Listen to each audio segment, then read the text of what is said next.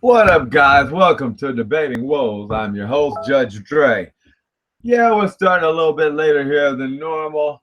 I didn't really actually plan on actually doing a show tonight. I'm actually supposed to work. I was actually going to hand the keys off to my second in charge here, man. But I think he has to work too. So maybe I can do the first show and he can come in and do the last show. I don't know. We'll set something up. We're going to go ahead and put the link in the description box. That way, you guys can go ahead and join the show and see what's going on here. All right, let me go ahead and adjust a couple things here. I want to say thank you guys for stopping in. Please hit that like, share, subscribe, and definitely donate button. That way, that keeps the show going, guys. Basically, what we're doing today is what we call normally our fact-checking Fridays. Basically, what we do with the fact-checking Fridays is any topic brought up or anything that really anybody wants to know about, we're going to actually go over and check. Say if you heard someone make comments that said X amount of people die from this every year, then of course, we can check that on the show. So I'm going to go ahead and post a link. You can come on in there. Everybody who wants to come online, they can come on and see. Any questions you have, go ahead. You can either come on the show and ask the questions, and we'll all check together and see. You know, this is more of an information show where basically we're going to help everyone out and learn a thing or two. How you doing, Josh? How's it going? Give everybody a couple of minutes. Hi, Theo. Hi, Ashes. Are you coming online, coming in, Theo, or no? I mean, Ash, too, you coming? I mean, Josh, too, you coming in? Sitting here eating ice cream, as you can see.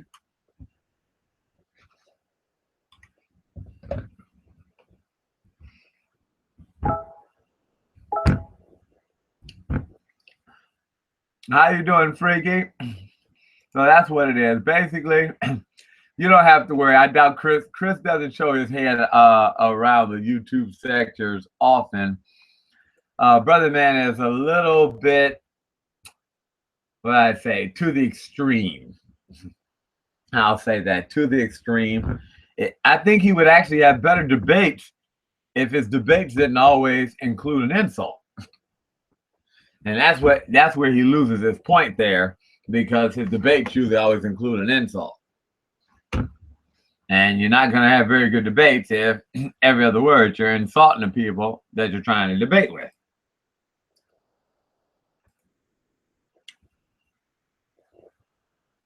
Say Toll House cookie, huh?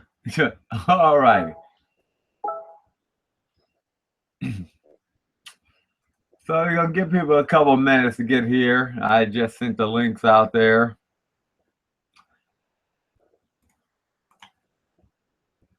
Oh, wait a minute.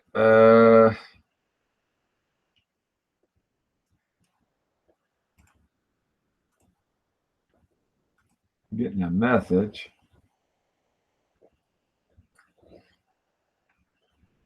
Don't know why I keep saying that.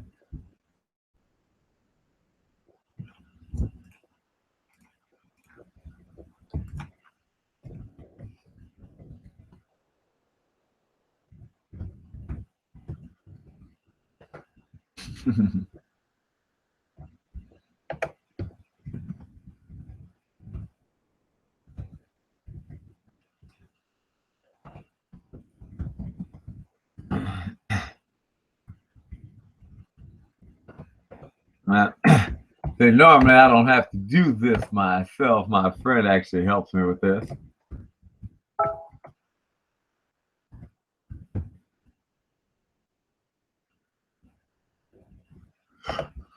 Let's see.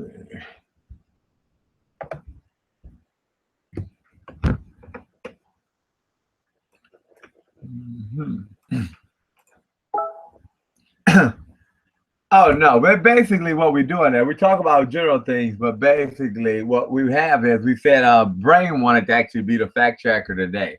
So basically we were going to talk about things and then have someone who checks the facts. That's what it is.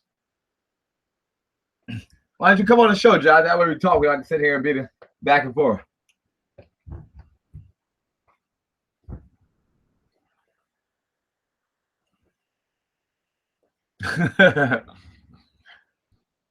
Okay.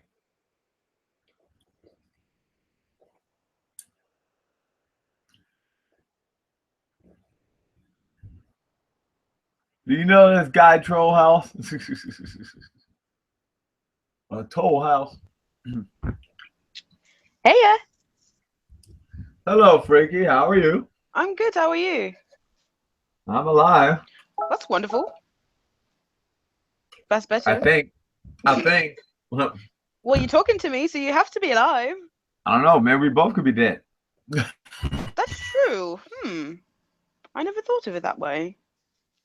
You could be in the Matrix. No, but I didn't take any pills. Darn. Oh, darn. So I can't be in the Matrix today. I guess I'm just confused. Oh. So what are we checking today?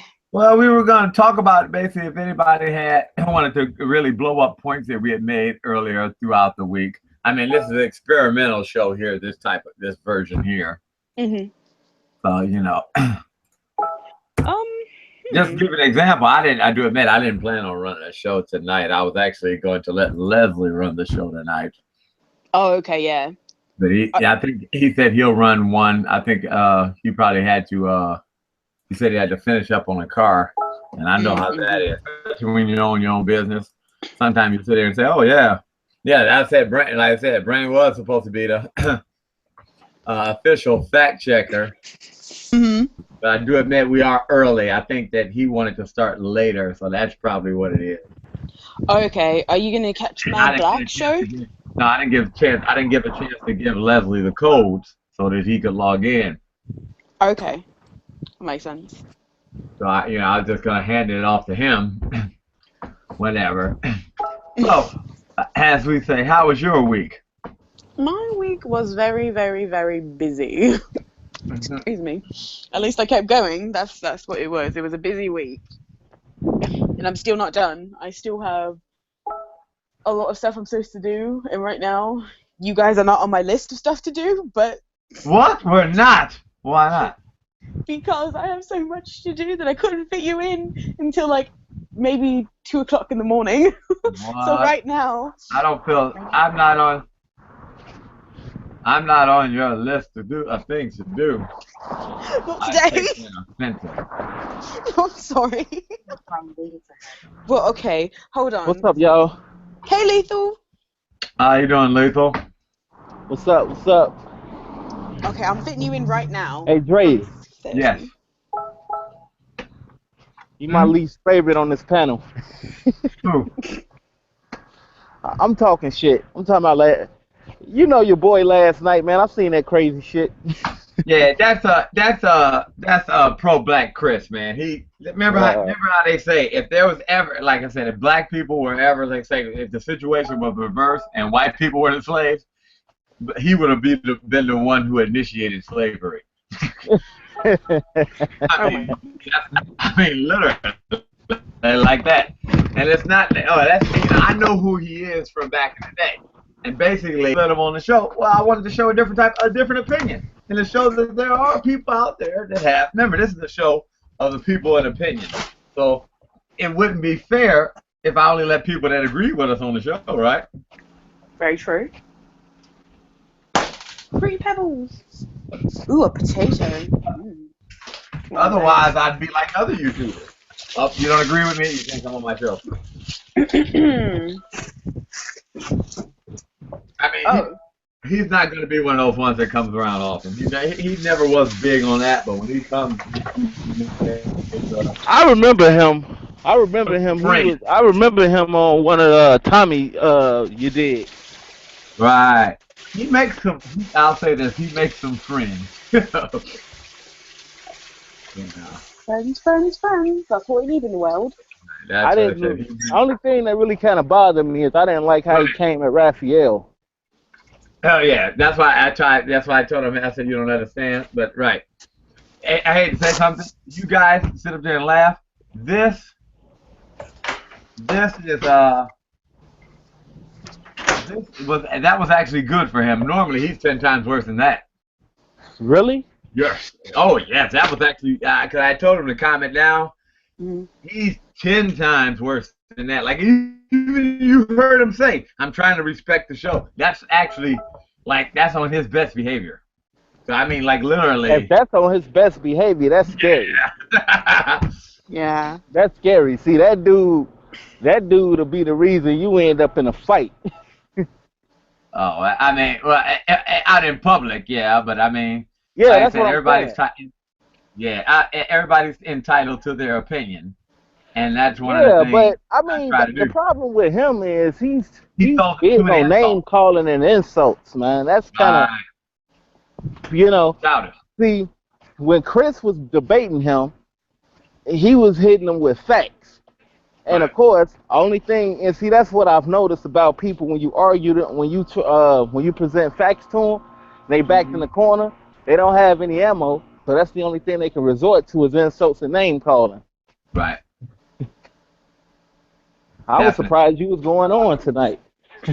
Yeah, remember I told you, I said, man, after last night was a tough show there.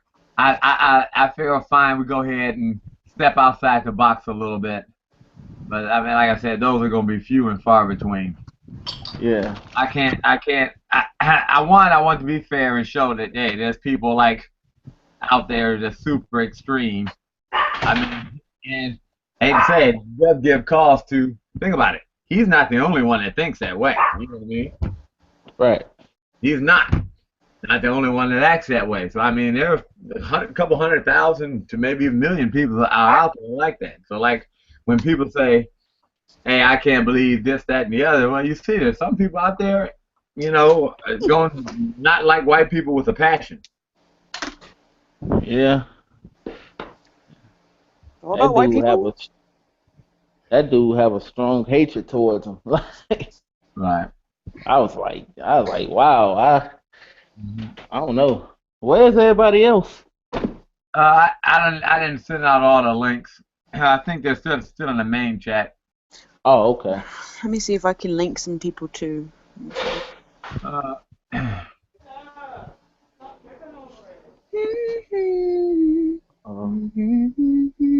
I got that one dance song by Drake stuck in my That head. what?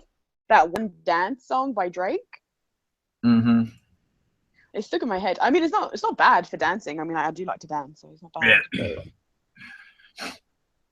Oh, we can fact check on that. Music has the power to influence. But here's the question.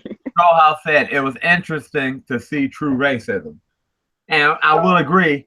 I hate to say it, he says he's a pro-black.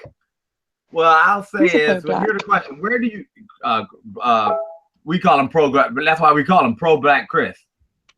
Oh, okay.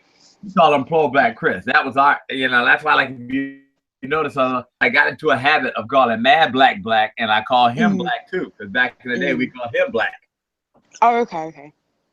Right, and since we haven't done that, I kept saying mad when it's like you don't realize which Black I'm talking about. But I need to call Mad Black Mad, and I need to call him Black. But brother man, I told him, I said, remember this is the question: where do you draw the line between being pro-black and racist? Because to me, pro-black is one of the terms, kind of just like Black Lives Matter, that really means nothing. True. You know what I mean? Nothing. I mean, I hate to say something. I cannot stand Black Lives Matter. It's not the, I hate. Right. It's not like I'm trying to be so mean and all like that, but they're all over the place. Yeah. Yeah. And they're not doing much of anything. They're just kind of they are making just racial tensions much worse. Right. And they only care, literally, Black Lives Matter only cares when white cops are doing anything or a white person. But if you mention, well, what about this black person over here doing this? That doesn't matter because we can do it to each other. It's just white people that can't do it. What? That makes absolutely no sense. And then they'll run around screaming if white people need to die. But never mind. I just can't even with these people. That's what that's what that's what bothers me more than anything. What's up? But then that's too like this is one of the things I want to show us too. When black people said would do this, that, and the other, you saw from last night that well, black people do some shit too. You know what I mean? Mm. I actually last night. What? Right? What happened last night? I wasn't Huh? even on last night. I was. No, you missed it out. Well, we call him Pro Black. Cliff came on, and he's like, like super pro black. Oh. Which is, everybody's entitled to their opinion and all. He's too.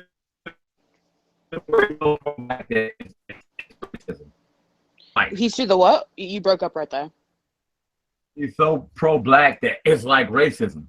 Oh yeah, yeah, yeah. And that's what I can't do that. I don't see how people could get to the point either way where you become very intolerant of a person just because of the way they look on the outside, but you don't want somebody to be intolerant of you because of the way you look or what you dress as or whatever. I don't. Mm-hmm. I mean, I'm not saying everybody has to be tolerant of everything because everybody has their levels, but I mean, literally your skin color, you really can't do anything about that. And the thing that gets me about pro-blacks is that they go around telling every white person, you have white privilege, or you have this, or you have that. And it's very, very annoying because you don't know that person's life. And not everybody owned slaves. Now, maybe you should check your history. Did your family own slaves? Because there were a lot of black people that did as well. So check your privilege. Mm-hmm. But nobody pro-blacks won't say anything about that. But the white man, what about the black man? He did some pretty messed up stuff to his own race. So that's why I asked pro-blacks, and they never seem to have an answer for that. They seem to deflect. Well, we learned it from white people, but just because you learned it from somebody doesn't mean it's right. If you don't want it done to you, and you didn't like, and those people back in the day didn't like being held captive, why would they turn around and do it to their own people yet again? Doesn't make any sense. But you're so pro-black.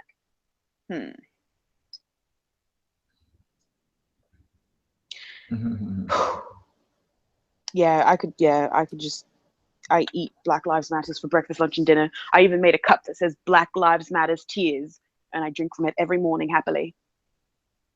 Sure. Oh yeah, I made one that says feminist tears too, and I drink one from that.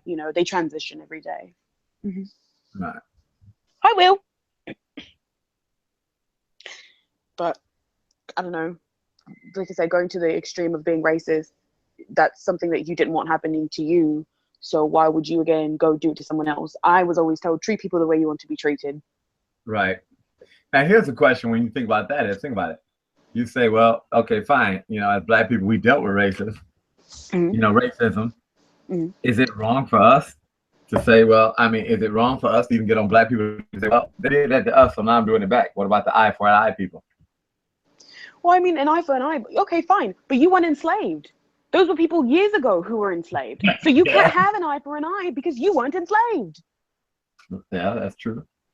So that's what I'm saying. If it did not happen to you, stop acting like it did. You were not beaten. You were not lynched. You were not burned. You were not beaten for looking at a white person the wrong way. So stop acting as though these things happened to you. So it can't be an eye for an eye. The people who had an eye for an eye are long dead, if not still living and are older. They deserve that eye for an eye. That is not true. Entitled little brats who run around saying, we were enslaved, we were captured, blah, blah, blah. No, because as far as I know, literally, enslavement is illegal nowadays, and you can call the police.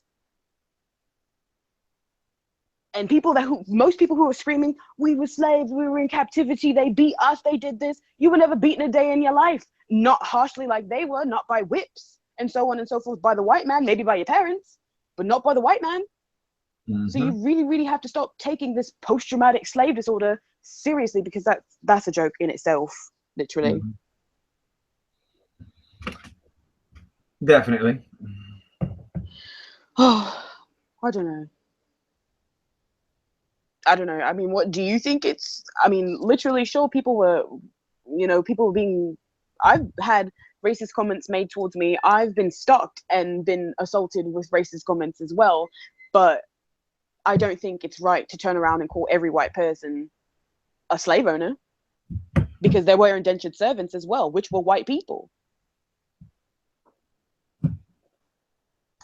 Yeah, I'll say that. No, but I mean, it's all I don't know why my phone started playing the damn show. Like, I looked over there. I'm trying to turn the notification off.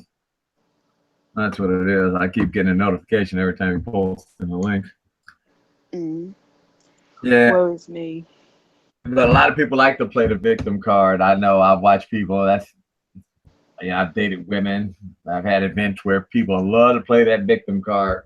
What gets me is the motherfuckers who start the shit and then they back away to play the victim card. Oh my gosh, I know. They instigate, and then they say, I don't have anything to do with it. It wasn't me. I didn't throw the first punch. Right. Like, wait a minute. Then you just co-sign everything this person said.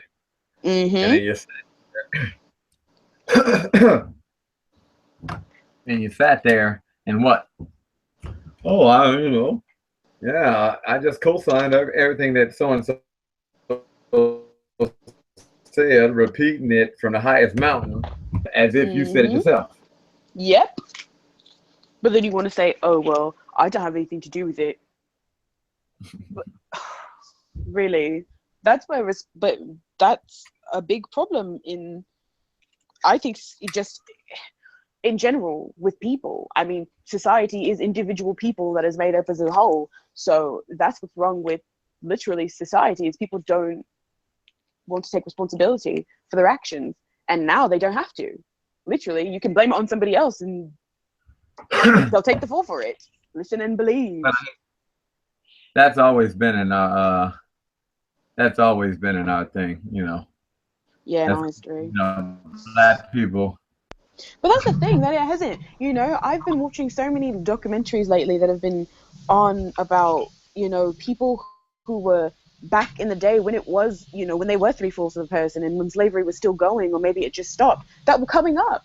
And people like say, oh, Madam C.J. Walker, all she did was create products for people to fry and dye their hair. But she created, before she invented the hot comb, she was creating products, like greasing products for the scalp and so on and so forth, moisturizing products for the hair. So she was doing things before she invented the hot comb. Ida B. Wells, one of the most extraordinary Republican women that I've ever read about, that I've never heard about until a white person had to show me. How you doing, Anthony? All right, what's going on, Dre? What's going on? Not much. Hardly working. Yeah, I was just now, but I was getting y'all a little tour, just showing y'all how dead it is at the job. Like there's like nobody here. Goodness gracious. Yeah, I work at a school. I didn't hear you. That reminds me of some like horror movie stuff. Yeah, it's probably gonna be some echoing up in here because it's nobody here. So, right. Big long rectangular room. What do you expect? Hold on for a second. Certain areas is kind of loud, so I could barely hear you guys. Give me a second. All right. Probably a little quiet here. Yeah, you're right. Kimmy just made a comment. She said, I've been taught, and by what I have lived, if you want anything in life, you have to go after it. Nothing is handed to you, but it's rewarding to accomplish and see the fruits of your labor. Yeah, I'll say that. It is a feeling, but I ain't gonna lie. Shoot, I wish I was handed a silver spoon, born with a silver spoon in my mouth. Well, don't get me wrong, I'm sorry about that. $1 million, but you got $1 million apiece. Except if you, what's his name, Bill, the guy who did Microsoft, Bill Gates, such as their kids, you only get $1 million to start with, or $100,000 or whatever. Some people are making their damn lives I off. mean, sure it is, but they could blow. Do you know how easily you could blow through that really quickly, and then you don't get anything else until you've made your own million on your own as well. Right. So if you don't scrimp and save that money and invest it wisely and do what you need to do with it, you could blow that in 2 minutes. Well, here's the question though. If you're his kid, you've probably gone to an Ivy League school, and you've probably been in the best schools in the damn world. That doesn't mean I'm going to make something of myself, though. It doesn't, but it should. You should. I mean, no offense. You've been given damn. There's been no expense spared on your education. I mean, to say, oh my gosh, Yeah. But some people don't. Some people just blow it because they've been, not taught, to save and how to, be responsible with money and so on and so forth. So it's easy for them to just say, well, mom and dad will give me more. Mm-hmm. But with people who have boundaries, with people who have loads of money, they actually have to be responsible, and they actually have to make something of themselves and don't have this fallback plan of, oh, well, mom and dad will give me more. Mm-hmm. All right, everybody. I was just giving a quick tour, just showing you how dead it is. We probably try to get back on later. All right, Anthony. It's good to see you. Well, yeah, I'm not going to be up long tonight. Go ahead, get up. Show tonight, as you see. Well, and another thing to add on to, I mean, it would be nice to have, be born with a silver spoon, but at the same time, it is nice to sit back and see what you've accomplished when you've done it on your own, because then you get that sense of pride, and building that good sense of pride, not arrogance, but like, hey, I accomplished this on my own. I didn't need any help, and I didn't need other people, but I did it. Mm-hmm. I can do something. It gives you a feeling of worthiness, of being worth something, when you are able to accomplish something. When you're not, and you just feel entitled, you don't really have a feeling. You're just kind of like going with the flow. You don't have a sense of yourself because you haven't been able to make anything of yourself because you've been handed everything. What made you start your own business, though? What made me start my own business? Well, I didn't want to work for anybody. I didn't want to work for people anymore. I was doing caregiving. I'd worked retail. I'd worked public services and so on and so forth. I'd worked with children. I'd worked with children most of my life. And I really just was getting sick of working for people and then being able to talk to me any type of way they wanted when I was putting all of my energy into a job that they weren't putting their energy into. So I was like, F you, I'm doing my own stuff. And I decided to make my own business, aside from the fact that I'm very, very creative and I needed to do something to let out that creative energy. So you have your own business, right? Yeah, basically what I do still do a lot of home repair. I'm a super. I have a gentleman who owns 14 units I'm responsible for here. I used to have another 14 on the east side, but me and this dude fell out over non-payment. That's really what it is. People try to play with your money. Yes. And it's, you can't sit up there and do that. But everybody wants to play for discount. All like that. That's annoying. His problem why he couldn't pay is because he was always trying to floss for women. And I would watch women just, if you was a woman here, I'd say, oh yeah, you should definitely date him, because he's gonna try to sit up here and make it seem like he a macking me. He gonna try to pay for it. But this is the problem. You got 2-3 different women, all of them broke, and you trying to, floss for all of them. Don't work that way, No, it does not. You have to. Only person gonna become broke is you, and that's exactly what happens. Exactly, because you can't keep, flaunting what you don't have. Literally, you're gonna go broke. That's all there is to it. Wow. How did he buy? He said, Ashley said, had a friend blow through $5 million in less than 3 years. Here's the question, Ashley: how did he get that money? How did he buy? He must have been a drug addict. I mean, really? Yeah, you have to. Or just very reckless, like, I'm going to buy a car, I'm going to buy a house, I'm going to buy a yacht, I'm going to buy this. You just keep buying such, and you can't afford the expenses that go along with it. Yeah. Because that's what a lot of people do.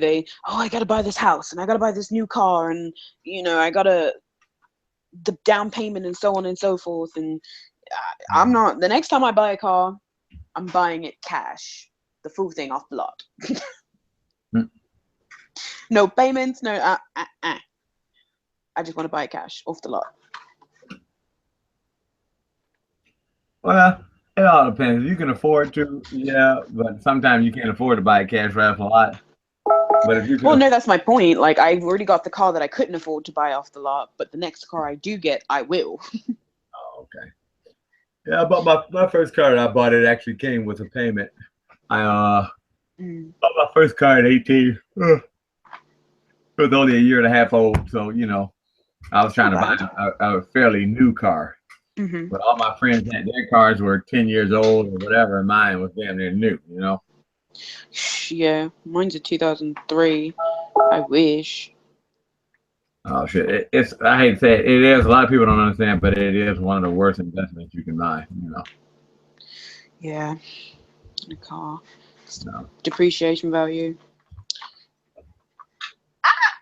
Butter on my baked potato. Mm-hmm. Where is everyone else?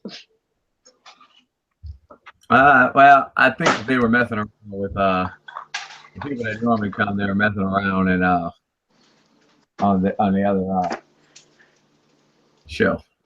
Oh, on the other hangout. Okay. We need some more input. It can't just be mine and yours.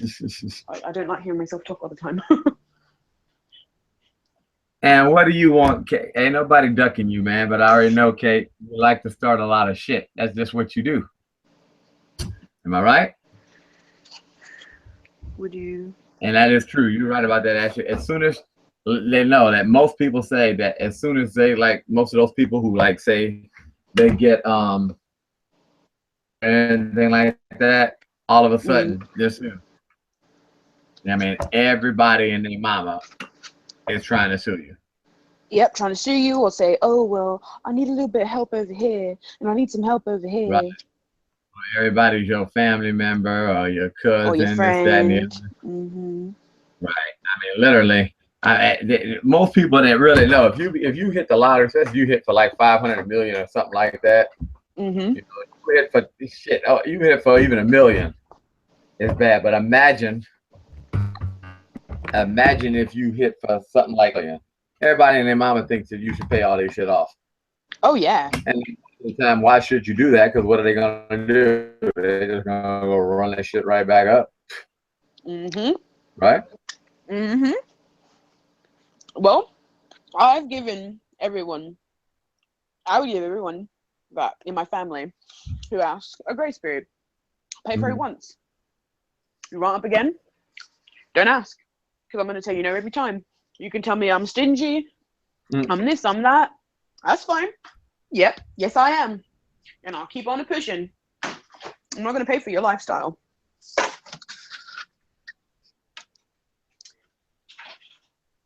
Everything that I got on my own, I got on my own. I wasn't in your house. I don't owe you anything.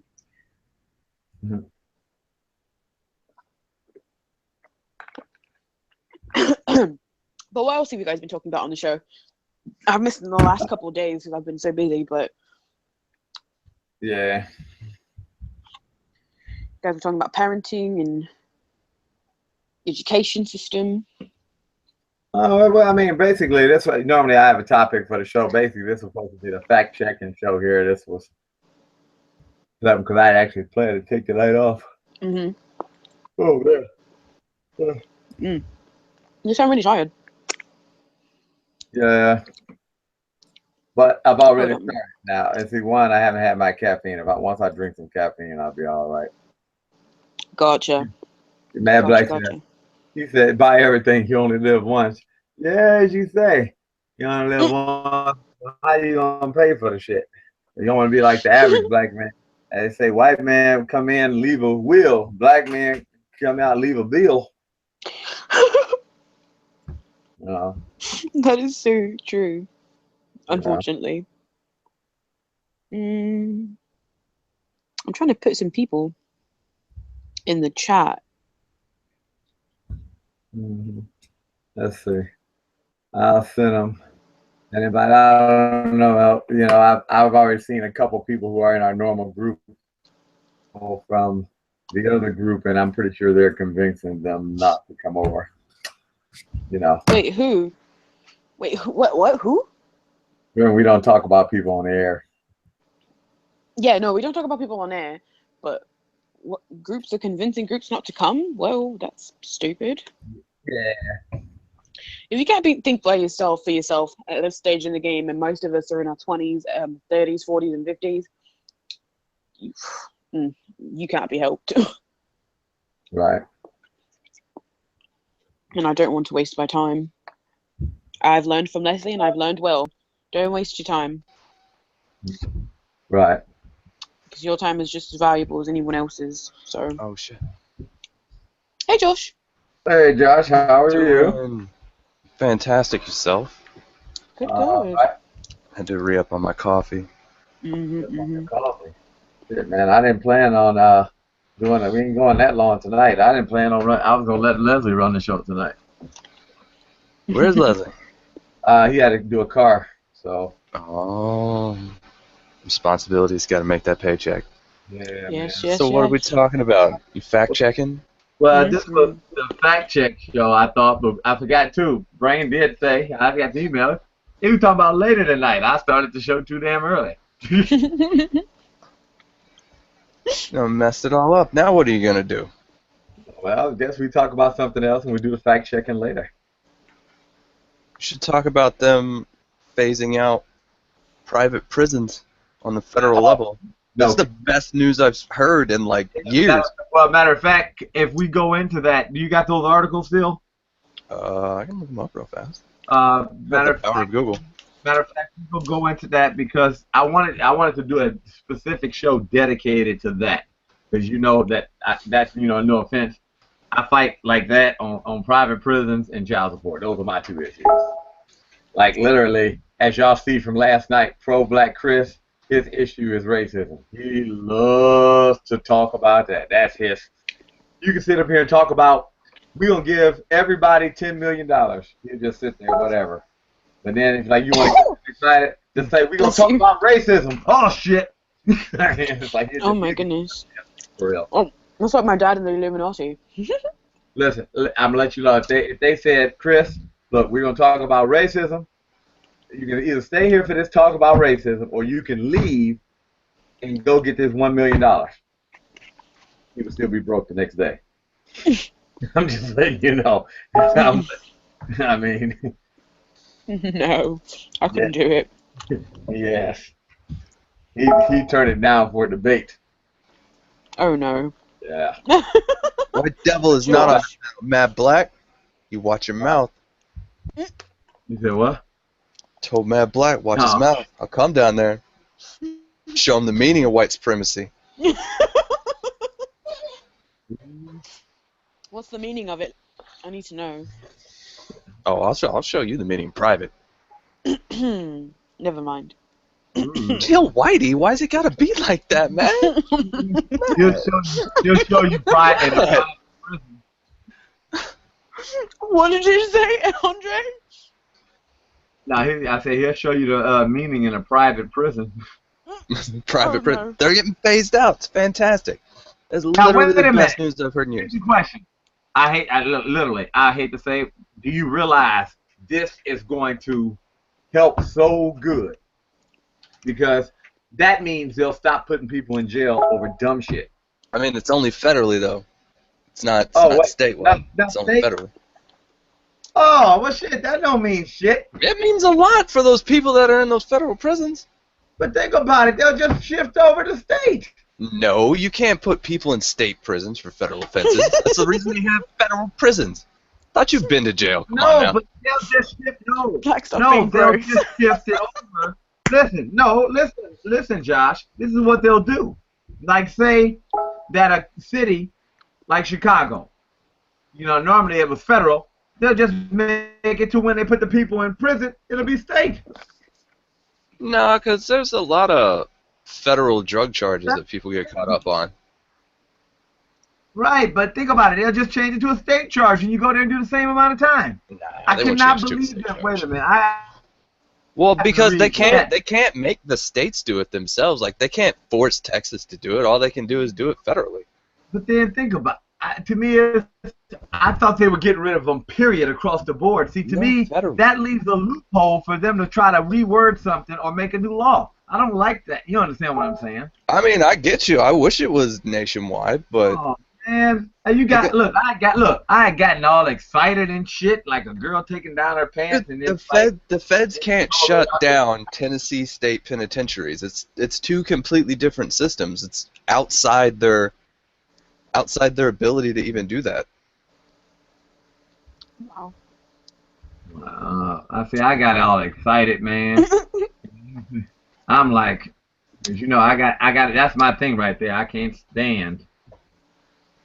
Yeah.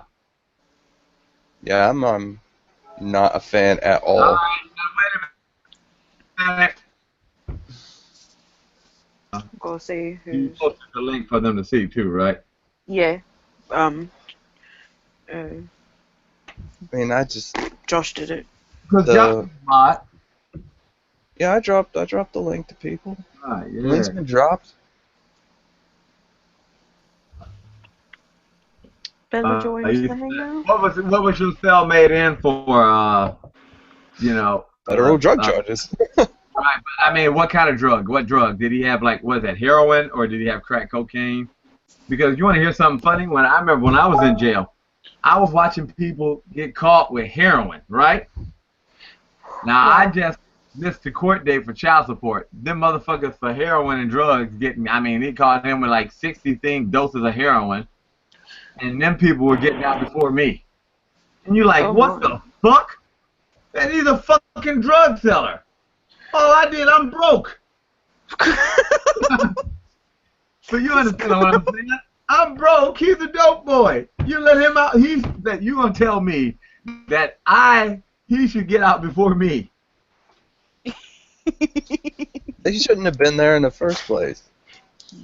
You Shouldn't didn't they- hail shouldn't- to the Black Queen. They should not put people in prison for drugs. They should not put people in prison for child support.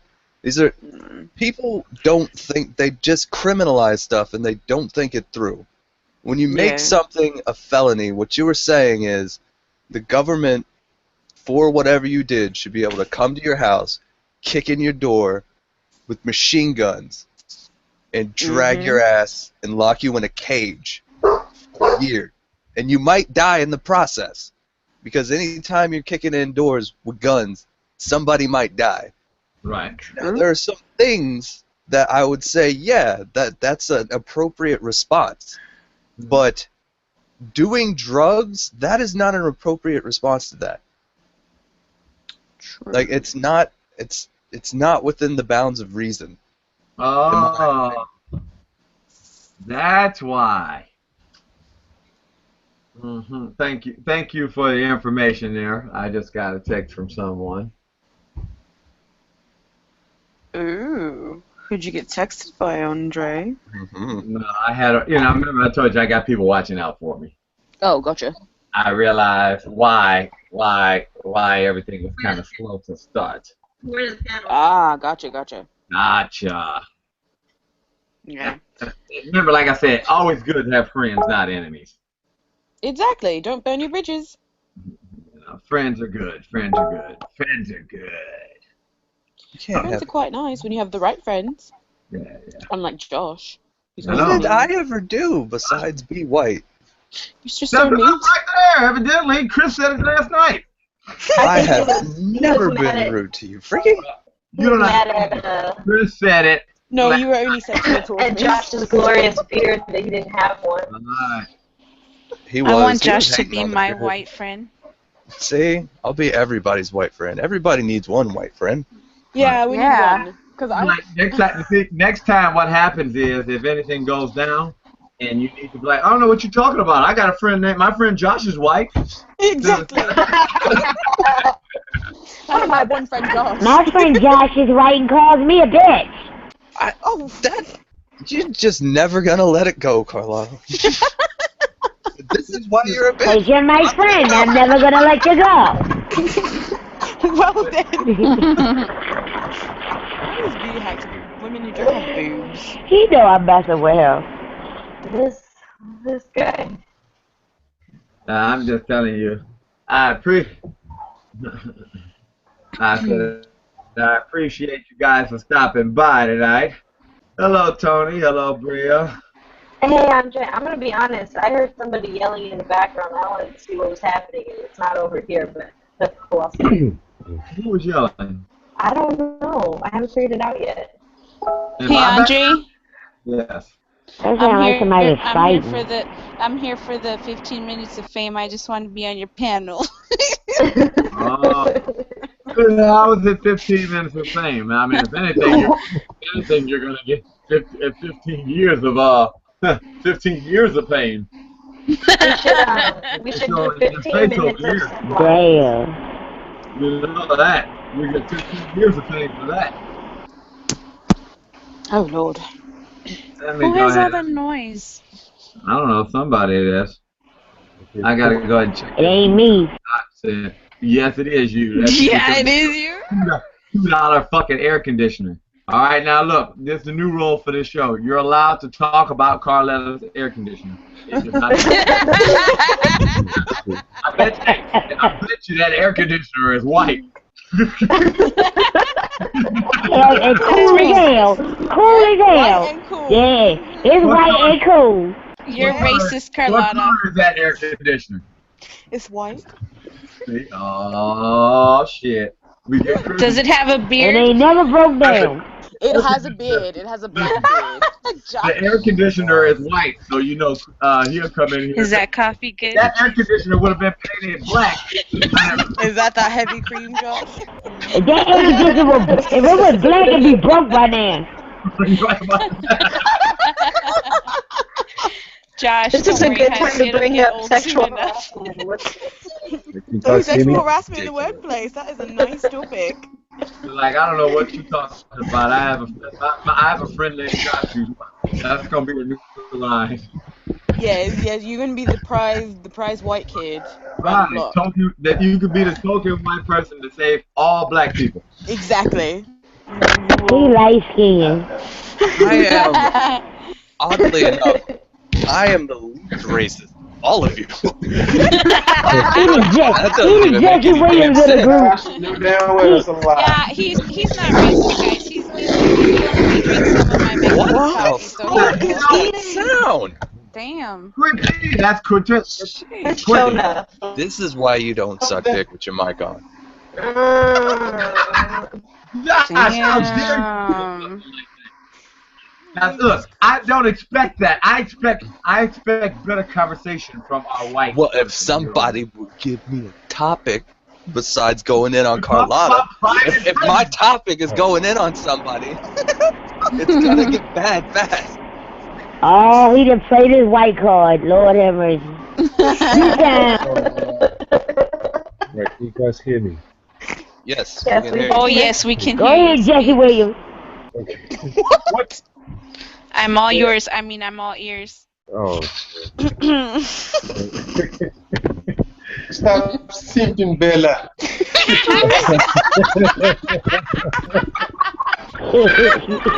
God, Turin. Oh yes, drink that coffee, Josh. What if I started? Anyway. Please continue. Please. Please let me hear more, Bella. No, I'm waiting for Lego Man to please continue. Oh no. We the listeners, sir. We the listeners. Okay, Yeah. we're finished and done. That quick? Damn. Hey, Matt, here's a question. Hey, Matt, were you over at SS Incorporated? Is it up? No, I'm asking Matt. Were you over at SS Incorporated? Darn. I thought it was up. No. Oh, my phone's so I can see the chat. Oh, there it is. So, back onto the private prisons. What? We're gonna read that. No, but no, for real, because I'm really. This is my. I hate to say this is my topic here. I'm sorry, guys. I got a thing for the private prison here. See, that anytime you put financial gain into anything like that, you know it's gonna be abused. Am I right? Yeah, I mean it's the profit motive. We all know the profit motive is neither good nor bad. It creates profit. So when you apply the profit motive to prisons, it's no wonder you have lots of prisoners. Okay, but here's the question. If you read that article that you just posted, I do not like the wording of that. It says the U.S. government announced plans on Thursday to phase out its use of privately operated prisons, causing them less safe and a poor substitute for government-run facilities. You know what that means, really.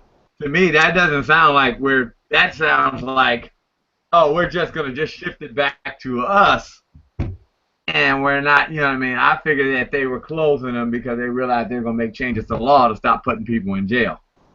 No, I think it'll overall reduce it, because that's who's pushing like these tough on crime laws, like these 3 strikes you're outlaws, drug laws, Tony law against her fucking mic.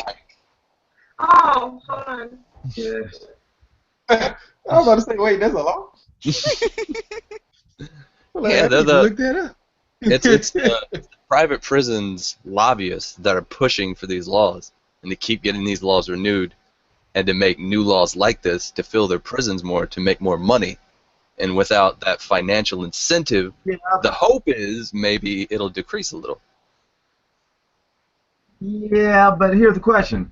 I mean, I think the government is actually, because remember, that further back, it goes back to what I believe. I don't believe it has nothing to do with white and black.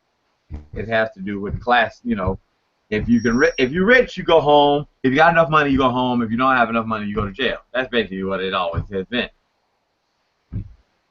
And depending on your crime, depending on how much money you need. Yep. That's but we didn't have these massive incarceration rates. Okay, but here's the question. We had the private prisons. I mean, there was still incarceration, but it was not at the same rate. Yeah, but think about it. The laws are still going to be the same. So they're still going to be putting that many butts in the chair. That's what I don't like. Because I can understand for future, but all those laws are already in effect that are putting people like if you realize, like one of the things they had a list of all the crimes available. It was like a box this big, right? Here in Cleveland, and they listed all the ones that listed every crime you could possibly be charged of, the most popular ones rather. Now, then they did before, and they showed and they had the list so you could see that these and they had it shaded so you could see how many were felonies and how many were just misdemeanors.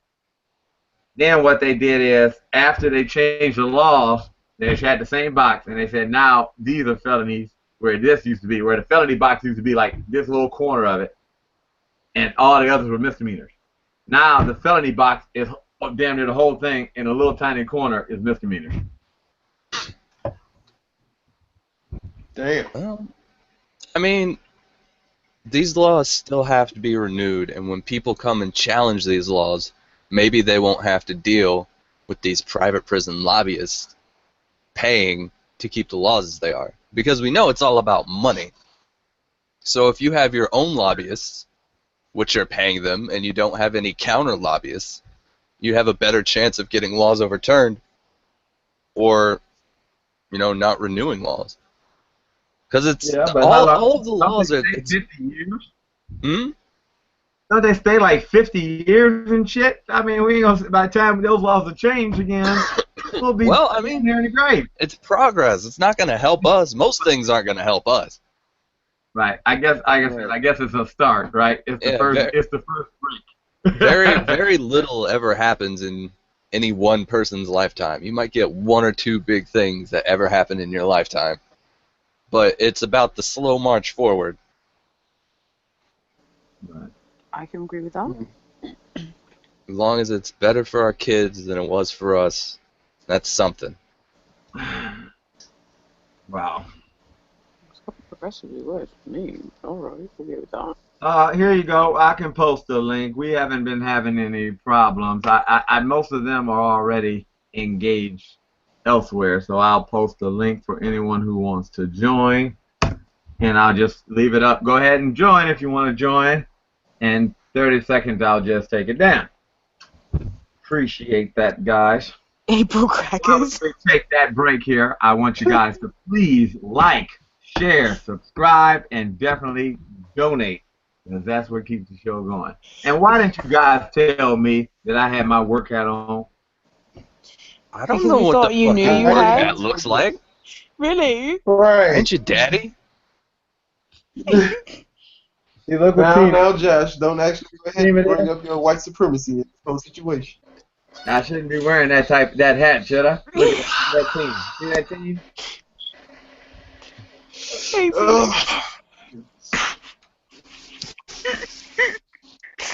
Who needs a daddy? Oh my god. Wait, what? I do. No, I'm just kidding. Now, Bella, what do you think about the topic tonight about the private prisons being phased out? No, in all seriousness, I do agree with everything Joshua said. I agree with everything he said. Now, I'm not too familiar with the topic. Can someone enlighten me? Because I really don't know too much about it, so I didn't Okay, want to speak in on America, we have prisons, right? Yeah. And they used to be run by the government. The government decided they didn't really want to pay for it like that anymore, so Yeah. they contracted it out to private corporations. Now, these private corporations get paid per inmate that's in their prison. Mm-hmm. And if they keep their prisons full, they get bonuses. Gotcha. So now after years of this system, we have the highest, not just incarceration rate, I do believe we have the highest number of incarcerated prisoners. It's not even rate. Yeah, you're right. And did you hear about the fact that they're so overpopulated that they're actually having to let some really hardcore criminals out free on probation due to that situation? Yep. Well, what gets me is, here's the question. If we're going to let people out on probation because of that situation, why don't we let the non-violent criminals, like the people who were in there, get caught with marijuana? They'll keep them. Yep. They're letting the The reason pedophiles. why is because those are easy to come by, though. Thank you, Atreyu. That's what it's I agree they're with. like easy to come by. Yeah, but you know And who they they're don't- letting out though, guys? Right. Hey, Josh, you have controls in the room. Do me a favor. Can you keep an eye on things for 2 minutes for me? 5 minutes for me? Absolutely. Thank you, sir. So keep them on topic. You're the boss. Of course I am. Better Who else bow would be? down to their white daddy. My white daddy. Hold on now. I do not actually bow down to this white man holding I'm his wearing my good holy girl jacket. panties today, so I'll be God. No, it's a joke. I know, but I agree with Bella. They are letting out more. They're letting out more hardcore criminals, which doesn't make any sense because they're saying, oh, we have to let the hardcore criminals out and put them on probation. That's ass backwards. You have to. You should let out people who have these stupid little misdemeanor. Oh, they were carrying an ounce of weed and they didn't have a license or whatever to carry it. Those are the people who don't need to be there. You're letting out rapists and murderers and people who just don't give a fuck. Yep, those nasty pedophiles, that's it's terrible. I'd rather them let a guy That is horrible. the gangbanger, let him out. Don't let the pedophiles come out. Don't let those guys come out, Especially not the repeat offenders, because Yeah, when you repeat something like that, you know exactly what you're doing. Yeah, exactly. I know people who were caught up. Okay, I was 18 and I had sexual intercourse with somebody who was underage, and it wasn't even a big deal, but now they're labeled as a pedophile. So those are things that I also look at too. Sometimes that is a case by case thing because you have people who are being labeled pedophiles who don't need to be labeled pedophiles. Yeah, that's true. That's exactly true. Yeah. Just kill all the pedos and the rapists. Yeah, if they actually did it, but I could say Josh raped me right now, and people would be more apt to believe me than they would him, and I'd ruin his reputation. Yeah, so killing all pedophiles is kind of harsh because you don't know if people really are. I don't believe in the death penalty. Not because I don't believe that some people need to be killed, because I for sure think some people deserve Yeah. to die. Mhm. But Right. as long as we know that there are innocent people on death row, like we Yeah. can't be killing people. Exactly. Like, and we know for a fact, like a certain percentage of those people are innocent. Mhm. So can't be killing them, in my opinion. Well, I agree with that. We need to do away with because it's subjective, really. People can just say, "Well, I'm going to kill you today, and you, I think you need to be killed because you just sound guilty." So, I mean, that's Damn. really no good. Literally, that's Well, I how mean- it's perceived. When it comes to the shit that's guilty, like 100% is like there's no way in hell this person is innocent. Yeah, I think that person should be dealt with accordingly. But if it comes to a situation of like there could be a possible maybe, and it needs to be the situation needs to be investigated thoroughly. But in the system we live I mean, in, there's no such thing as thoroughly. Well, people have been sure before and actually been wrong. I'm sure he did it. I know he did it, and they've been wrong and killed the wrong person. So, I mean, literally, it's really hard to say we need the death penalty at that point. It's really hard to trust the government with this stuff, especially when, like, lawyers, like, I have a couple friends that are lawyers, and to them it's just about winning. It's not about right and wrong and truth. Exactly. It's about winning. Mm-hmm. And the defender just wants to win, and the Mhm. prosecution just wants to win. And innocence and the truth doesn't even factor into the situation. Nope. Innocent until proven guilty is apparently bullshit. That's what my lawyer told me when I went to court. He said, "Hey man," he said, I told him it was something that I didn't really do.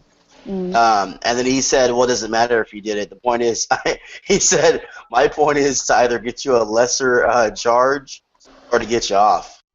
That's it." I'm like, "You don't care?" Nope, that's not my job. I'm like, "You're what?" But it makes perfect sense. I mean, Yeah, people a lot of times just are working under this assumption that the Justice Department has anything to do with truth. And it doesn't. No. Because it says justice on it, so they assume it does. It's a complete business at the end of the day. I mean, Yeah, absolutely. exactly. If you That's can afford some serious lawyers, you can get off of all sorts of different stuff. Oh, yeah, yeah. you can. It's yeah. crazy. Has anybody in here seen a documentary about OJ that Made in America? Yeah, that was a fantastic documentary. Yeah, that was an awesome documentary. It was like, okay, for those who haven't seen it, it basically broke everything down in the trial of OJ, and basically his ass should have been locked up. Mm-hmm. Yeah, well, I in need a lot of ways. Yeah, Yeah, like a lot of people didn't actually like know that. A lot of people was like, well, but it was certain instances in the trial that made it to the point where it was like, okay, nah, he's not guilty. Like the time when he put on the glove, I didn't pay attention. See, I was a kid when this happened, so in the instances of when he put on the glove, he had on a rubber glove at first, and he put on the glove, and it was to the point where it was made to not fit. Even his own friends, like some of his best friends were like, nah, I wouldn't be surprised in a few months or a year or so he comes out and admits he did it. Mm-hmm. Like Yeah. all the shit that went on is like, man, for real. I don't think he did it. Now, I hate to say that. I don't think he did it. Now, on this case. Why is that? Because it seemed like it would have took too long, and he would have been saturated and covered in blood after stabbing a person 1 or 2 times. Andre, go back. You seen that documentary yet? No, I haven't seen the documentary. But this is what I'm gonna say. He might not. He didn't do it, but he had something to do with it. That's what I'm saying. It ain't shit like that don't happen, and you don't know who the fuck did it. No, I mean, if OJ had gotten arrested today, OJ would have been immediately convicted. It would be a very short trial because when all this stuff popped off, like people didn't really know about DNA evidence. Like now we all know about DNA evidence. It's common knowledge. Everybody knows stuff about it. When this popped off, people really didn't know. Like today, if there's a murder, and your DNA is at your house, it's at her house, there's a strand of your DNA between yours and her house, you're done. It's over. Like, Yeah. have a nice day. Yep. Like, why is her DNA in your car? Like, it's over with. But back at that time, people really didn't know anything about it, so he got off. Even the jury was like, one of the people on the jury were like, yeah, we knew he was guilty, but it was just payback for Rodney King. Like, they really said this in the documentary. That's like, true. if you go back and watch the documentary, watch it. Andre, watch it. I kid you not, you'll change your mind about it. Because at first I was like, there's no way in hell. But when I sat down and they broke it down, I mean, broke the case down, you can't deny the fact that he did that shit. I don't think he did. I don't think he could have overpowered and stabbed both of them like that in the time. You don't think O.J. Simpson a running could back have overpowered them? Oh, yeah. There's no running back. But he wasn't covered in blood. That's the thing. If he he had blood all over it. Actually, his DNA was on him. He went and took a shower and flew to, like, Chicago or something. What, do you think he was going to board the plane just covered in blood with the knife? Like, hi, guys. I'm trying to board. You guys- Can I get my pass? Yeah, that's true what you said, that if you have a really good lawyer, you can get away with murder. And I actually saw that on one of the episodes for First 48, and there was this guy. Everything led to him being the murderer. Everything. He planned it. He bought the supplies. He murdered the lady. And the whole time the judge was talking, you can tell he was clenching his teeth, like, you know, like, shut up. Like, he was angry, right? But he was holding his composure. And then when the verdict got called that he's not found guilty of any of the charges, you could tell he's like, yes, yes. And he looked at his lawyer like, you son of a bitch, you got me off the hook. Like, yes. And it was just a shame because the parents of the lady that got killed were just, they just fell to the floor. They couldn't believe it. They could not believe it. And I thought, wow, the things money can do, right? One of the things that Kimmy just said here in the chat room, she said, I don't think he did it, but I think he hired to kill someone to kill him. I believe that's what I think. I think he had, like that said, is this. You had somebody to do it. Yeah. Because no offense, I won't let you know. If I was rich and something like that, you're right. If I'm not going to, kill you and do it in a clean way, I'd hire somebody to do it. Like the situation with Casey Anthony. Don't sit up here and say that people don't do that. Like, if you watch shows like, I know some people like the have and have-nots and stuff like that, where you see they got people they can call to do their dirty work. Don't think that, I mean, if the president got people he can call to do their dirty work, don't think any motherfucker with power, with any little type of power. Think about it. If drug dealers got people they can call to do their dirty work, it ain't like they motherfuckers went to school or nothing. Yeah, I mean, that's true. I mean, if they can get people to do their dirty work, I mean, anyone else can. But think about this though. One person you know in a heated romance like that will call somebody to actually handle that. Most people who actually like are infatuated with their woman, they do that shit personally. I never known anybody to be like, if I didn't want, I'm sorry. If I didn't want to go to jail. A lot of people don't think it through when it comes to something like that. Most of those things are somebody just loses their shit and then kills them. It's a heat of a moment situation not a right thought there. through situation. Right. I'm not going to... If I found out somebody was cheating on me and I had that much power or whatnot and I felt embarrassed and I actually catch them, there's no way in hell I'm going to be like, well, I'm going to hire somebody. Nah, that shit is the way it was, the way that whole situation went down, it was a heat of a moment. But I thought they were divorced anywho, and I thought, like... But he still loved her, though. That's what he said.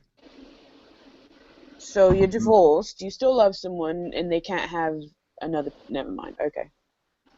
I mean, there's no... I understand what you mean, but, I mean, hey, There's no accounting for crazy people. Like, people do crazy shit when do. they really care. Right. I care for you so much, I'm gonna kill you. Nice. Hey, you can't hate without love. Like, you can't do it. Like, you don't know true hatred until you love something and then it goes bad. Then you get hatred. I know. Oh, I know. Yeah, that's true. I ain't gonna lie. That's what they call a crime of passion. No, But not so much to where I'd kill the person. I mean, don't get me wrong. I've loved real hard and been crime of passion could have happened, but I mean, literally. what do y'all think? What do y'all think happened to NBA? I think I would just caress the machete against his neck and be like, "You're lucky," but I wouldn't do it just to see the look on his face, you know. You know what, fella? That would be You know beautiful. what? I'm not gonna get on your bad side. I'm sorry, you ain't about to put me on Caress the machete. I'll come out and Christopher can talk about me all day long. Like, you became a simp. Hey, bro, you know that's cool. You know, sometimes it happens. Yeah, like, sometimes just got back out. She had the machete next to my balls. I'm sorry, man. She ain't about to cut my shit off. I'm sorry. I'm much more important. Some fights, you just sometimes, hey, that's when you go back and watch that show, Women Concede in an argument. You're like, I ain't doing this shit no more. I'm not doing it. You pull out the machete. Okay, you know what? I'm sorry. I'm so sorry. Like, fuck that. Like, you know what? I'm gonna go ahead and rub your feet and all this. Come on, girl. Stop playing. Put that shit down. I'm sorry. I'll be tipping my ass off if it came to my life and my nuts. I'm sorry. It's not happening. Oh my Can't do it. No. I can agree with that. Well, not on the nut part, but somebody took something valuable. No, I'm sorry, I can't agree with that part, but somebody took something valuable. I'm holding the babies right now. Oh. Not actual babies. Not actual babies. I know. You don't have babies? No, I don't have babies. You have dogs? No. She's too young to have babies. She's actually intelligent. Oh yes, I am. Children scare me. You don't want none of those thingamajigs. No. And they wreck you. Thingamajigs? Yes. Those things, those cretins. I would admit one of my home health aides that I has helped me in the daytime. She calls them parasites. They are, especially when they have an opinion. Oh my goodness. They're an STD. They are. Wait a minute. Y'all making it seem like y'all avoiding stepping on a damn Lego or something. Like, nah, I don't want that to happen. I don't want that. What the hell? Look. Well, I am avoiding stepping on a Lego.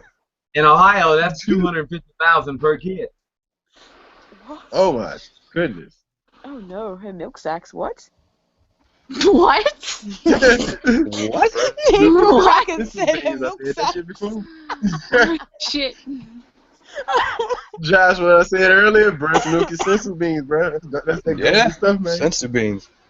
Get you charged up. Some sensu beans, man. Put that on the scar you healed up. Breast milk. Breast milk and shea butter work great nicely for the skin. Yeah. Oh, okay.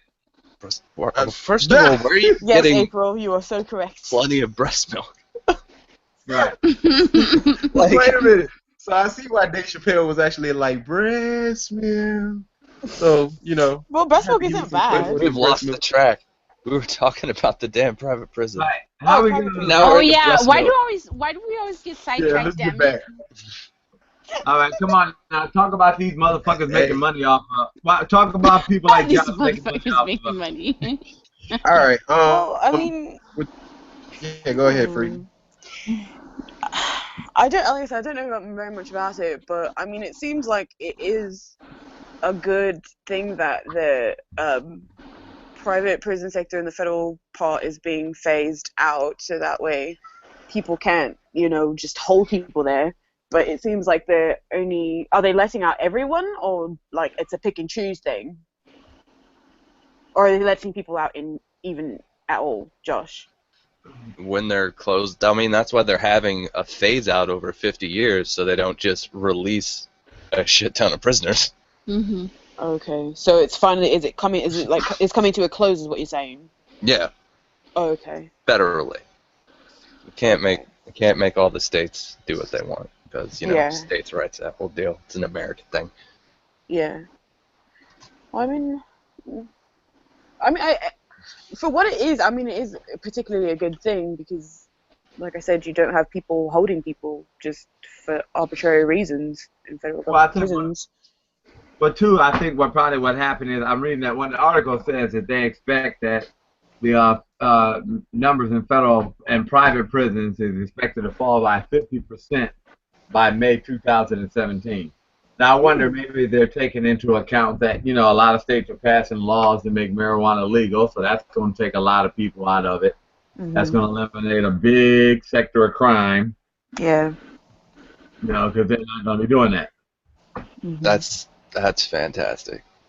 If we can get rid of the private prisons and we can get rid of petty drug laws, we'll be all right. Yeah. Not all right, but we'll be way better off. Because most of the people that are in jail and that creates this cycle of poverty, the you go to prison and then your kids don't have a father and then they grow up without a father and then they go to prison, like a massive portion of this is from petty drug charges. Yeah. Damn drug laws. They did like a study. It wasn't like 70% of the motherfuckers they find with drugs are actually not really like they're not violent criminals as they say. Yeah. They're just holding. Right. They catch them with drugs. I mean, literally. It's not like, oh, I was on drugs and I beat the shit out of somebody. Very few of those people are there. That's probably what, 5%. If that. If that. Usually when people get caught up on those little tiny charges and indictments, it's because they just needed somebody to throw away that day, literally. I mean, if you get caught with an ounce of weed, especially if you have a marijuana card, you can hold up to 2 pounds, if I'm not mistaken. Well, 2 pounds will send you to jail forever in the state of Tennessee. Well, see, they don't. With rec cards out here, you can have up to 2 pounds literally on your person or 2 plants on your person. But that's it. This is how crazy America is. You can be in Colorado, over the state line, smoke all the weed you want, buy anything, buy any paraphernalia, buy edibles, the whole bit. And then you take one step over that state line, and now you are a dangerous criminal that needs to be locked up for the rest of their life. Yes, because you like to be out of it. That's because you chose to be medicated. It would be literally one step, like where that state line is. Like, that's insane to me. You chose to be naturally medicated, not medicated with all those chemicals. See, there's a difference. They don't classify chemical drugs as drugs. Well, I mean, that's another thing. Like, they're really picky and choosy about which drugs you need to go to jail for the rest of your life for, and which ones are just fine. Because they'll prescribe you OxyContin real fast. Yeah. By the boatload. And you can't just. You said they did that to you. Yeah, they did that to me. Oh my gosh. But here's my question. Here you go. When they prescribed you the OxyContin and stuff like that, like, have you ever said to the doctor, "What if I get hooked on this shit?" What do they say? No, I don't even. I know you. Maybe has anybody in the chat room ever done that? Say like, well, what if I get hooked on this crap? You don't even think of that question, because you go there and your entire life, doctor gives you a prescription, you fill out the prescription, you take the medication. Like, it's not even going through your head that this is a problem. Like, the doctor gave it to me. How can this be a problem? You know what I'm saying? Have you never read the pamphlets? Yeah, read the goddamn pamphlet. I do. Maybe I'm the only person who actually does. Because literally, I'm like, okay, side effects. Wow. And if I see the side effects are so much more, then I'll literally throw it away. I mean, I don't understand people who don't read. They give you the pamphlet for a reason. Read it. This is for your health, people. Damn it. You don't, but that's literally how I've gotten away with throwing a lot of stuff out, is because, doctors will prescribe it and I'll tell them, yeah, no, that doesn't look good, like it's going to be good for my health. But it'll be great for your health. No. And then a couple of months later, there was something wrong with the pill they were going to give me. I was right.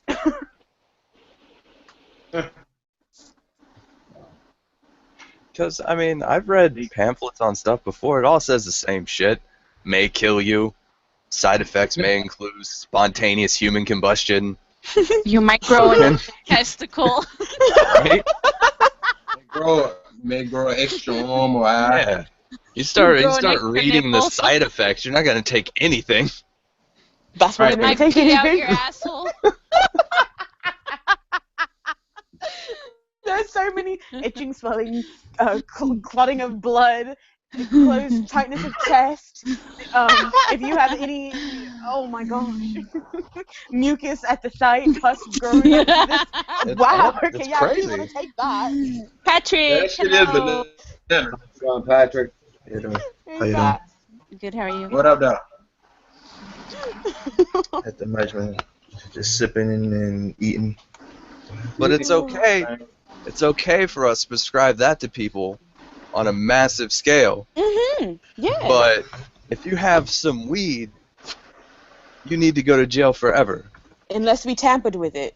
Like Unless you we can tampered roll up. with it. You can smoke all the weed you want. You will not die. Nobody has ever I died know. from smoking weed. Yeah. Never. Josh, Take your have you- ass a whole bottle of OxyContin and see how long you last. Yeah. Josh, Yes, ma'am. have you heard of these guys that are getting they get caught with like just the smallest amount of marijuana and they go to jail for like 5+ years just for that. And they had zero charges prior of anything before. Yeah, that happens in the South all the time. Wow. Yeah, I couldn't believe it It when really does happen down here. Fuck around and get caught with weed in Texas. Wow. Nah, get caught down here in Louisiana and see what happened to your ass. Because it's not legalized over there, right? Whether you have a... See, over here in California, I think my friends, they have like their little rec cards, so over here when they have them, it's fine, but if you don't, then you get slapped or something. Yeah, and over here, when I cross the border all the time, as soon as I cross the border, 16 miles from the border, there's, like, it's just a whole stretch. Everywhere you go in Bellingham, Washington, there's a weed shop, and it says right there, no card needed, just as long as you're over 21. And there's a lot, like, if you go into the vicinity, into the parking lot, it's all Canadian cars. Like, this, in Washington, it's totally legal. You pass by people, you know how you could be smoking a cigarette in your car? Mm-hmm. There's people that are smoking a joint in their car. They're not supposed to, but they are. Like, it's just everywhere now. Marijuana is everywhere. But what I don't get is, okay, so they could sell it, but if they get caught, they're going to get, what, 5, 6, 10 years for it? Mm-hmm. I don't get it. I guess you have to do it. I mean, it's still federally illegal. Like, the feds could roll in if they Yeah. decided, and it would be a huge problem. Yeah. But like, Yeah, but the it's so feds widespread threatened now. Colorado, and Colorado said that they would send their state troopers out to defend them. Mm-hmm. And I was Yeah. like, holy shit.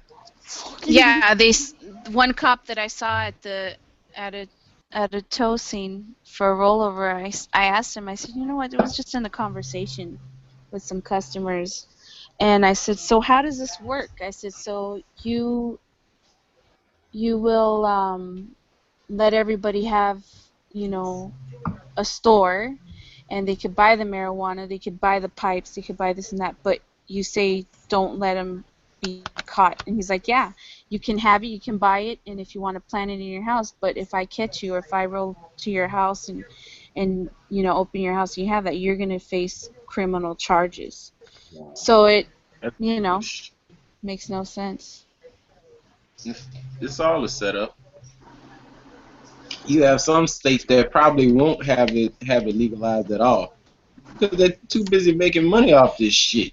Yeah. They're trying to tax it. I mean, like here in Louisiana, everybody would love for it to happen. Because you know how many weed smokers down in this bitch? Everybody would love for that to happen.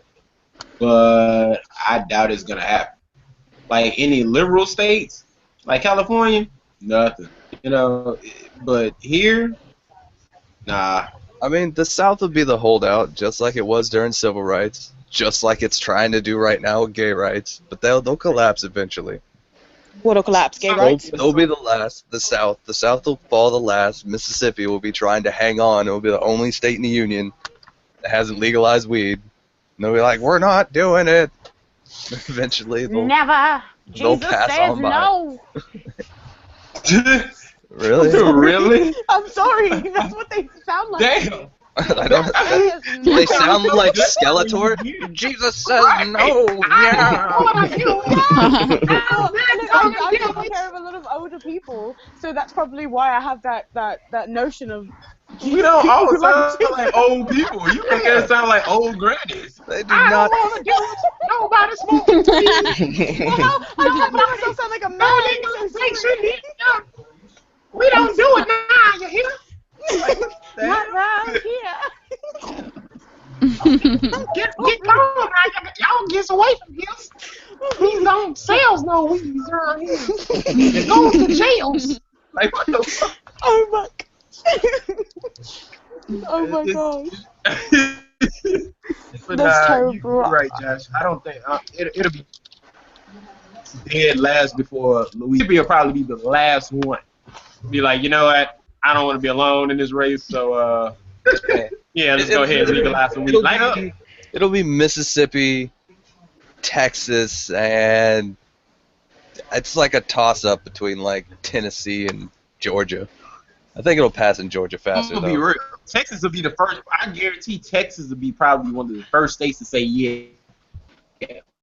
I can say that. But as far as Tennessee, Georgia, yeah, Tennessee, yeah, and Mississippi, those three will be like the last ones, and it'll be like, you know what? Hell with this. No, we're not going to confide to that. And then they'll do it just like it wasn't civil rights. They'll act like it never happened. They'll act like they never locked all those people up, that they never ruined all those people's lives. They'll just like pretend it didn't happen. They'll be like, "What? It's illegal." Like since yesterday, asshole. I mean, like, but here's a perfect example. Then too, we can go back to like Prohibition. Look what all them people that went to jail for alcohol. Yeah. Yeah.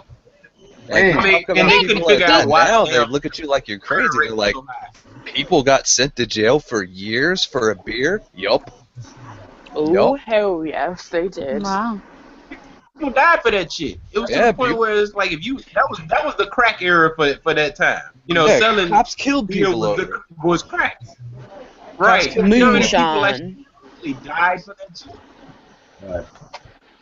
That's ridiculous. It was really ridiculous. It's never and that then they serious. couldn't figure out why the damn crime murder rate was so high.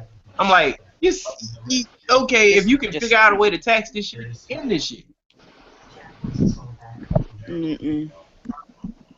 Oh shoot! Anthony with the blowy room. What the world's going on over there? I don't know. That's not Anthony. That's KRS Fun, man. KRS Fun. All right now. Oh shit! They calling him by his government name. Well, it says it on the thingy. Sorry. No, it's KRS Fun. KRS Fun. Sorry. I've got to get back to. I've got to get back to work, so I'll talk to you guys later. All right, Bye. Bye. All right, freaky gal. We'll see you later on the freaky side. Yeah. Yes, you'll see me on the freaky side. Bye. All right, there, darling. Maybe we'll bring you to mother. Don't forget that heavy cream, Josh. I never do. We'll bring you to mother later on, freaky girl. It's a very freaky girl. It's like you don't bring home to mother. Who's singing that? Me. A trio or Anthony? Yep. No, me. A trio. I haven't said a word. Hello, Anthony. How are you? All right, how you doing? I'm doing pretty good, thanks. What up, I'm on my phone, people, so I could barely hear you, but I can. I'm just outside on the west side of Chicago, just hanging out. So. You better learn to look. You better, if you hear a gunshot, stop, drop, and roll. Well, I'm in my truck. Like bulletproof. I got a bulletproof truck, and I'm just playing. But nah, this is a good area right here. So, okay. I'm around good people. So I got people behind me. They just hanging out. Those just bullet sponges. So just hanging out back here. Hold on, let me give y'all a little. If I'm give y'all another tour, give you another tour of the west side. And it's a nice neighborhood right here. This is like a block away from the suburbs. So. Okay. That's what's happening. Yeah, this is a very quiet area, so I grew up over here, so. But if you hear gunshots and the phone go off, y'all know what happens. So just You're gonna be the next one on Tommy's Like, damn, show. I wouldn't know how to feel about this shit if that shit happened. You want to say hello? You sure? No, this is actual people right now. Okay, well, say hello. Hi. Hi. How to do, girl? Well, how to do? Hello. I'm telling you, he is so awesome. Don't He is believe so her. cool. Don't listen. No, she lying. I'm an asshole, but anyway. Well, he might not get a head buster, not tonight, but I'm just saying he is so freaking awesome. Oh. Aw, that's sweet. Oh. Anthony, give her a hug. Giving her no hug. You being sarcastic. That's you know. I know. I got you. Who's? I didn't say you wasn't my friend. You just being See, sarcastic. here it goes. I am. I'm always nice. Not tonight. I wouldn't take that shit if I were you. So you know that's hey. Now I'm your friend. I'm sorry. You know I love you. I love you. Okay. All right. I give you a hug. You really had to instigate that. Right? Where did Tony go? Where did Tony go? All right. Sorry. Left. She said she bounced off of it. She said She she'll be left back without later. Bye. Oh. She wrote in the chat. They in their feelings over that. See, I'm trying to catch up to them, so don't mind them. What's the topic, though, guys? Private prison. Private prison. Ooh. Alrighty. Basically, Joshua shared an article with us. They said that the government, is starting to close private prisons. They're gonna, stop all funding for them. Mm-hmm. Now, I see some good in it. I understand it's a start. I guess that I'm looking at it like a typical black person. I don't see enough because plain and simple, they need to just close all the motherfuckers right away. I'm sorry to say that. But go ahead. I mean, am I wrong, Joshua? Tell the truth. They need to close all the motherfuckers right away. Yeah, I mean, Give me in your a opinion. perfect world. Is that wrong to think In a that way? perfect world, they'd shut them down immediately, and all them dudes that are in there for those petty charges will be released. Right. Right. But look, Released and pardoned. This is my thing. A person should not really go to jail for a non-violent crime and stuff like that. Not, to me, there should be something else for them. Like, if he's not a non-violent person and doing stuff like that, well, fine, you got to do community service or something. That's what I was saying. Like, people are really quick to grab people and put them in a cage. Like, we play games with language that let us shirk our responsibilities. Be like, oh, well, he's a criminal and we sent him to jail. No, the government came with guns, they kidnapped him, and locked him in a cage. That's what happened. Right. You say jail because you want to work around it and not deal with the reality.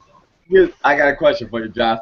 Say you had a beer back then during there, and you had a beer, and now you're in jail for 5 years.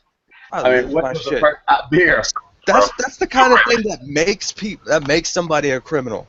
Like, if I was back in those days and they sent me to jail for a beer, oh, it'd be on. It'd be on. I'd be like, fuck all you people. Sooner or later, it's gonna be to the point where breathing becomes illegal. The way it seems, it's like, damn, you breathe too hard. Yep, you got 10 years. Like, what the fuck? Like, dog, I can't breathe. I can't yawn. That's how it pretty much has gotten this far. It's like, okay, when you hear people tell stories of, like, man, I went to jail for instance, child support. You know how fucking ridiculous that is? It's like, okay, you're putting me in jail with murderers, rapists, pedophiles. I'm in a cage with these motherfuckers. And all I did was miss one payment? What type of stupid shit is that? That makes no sense.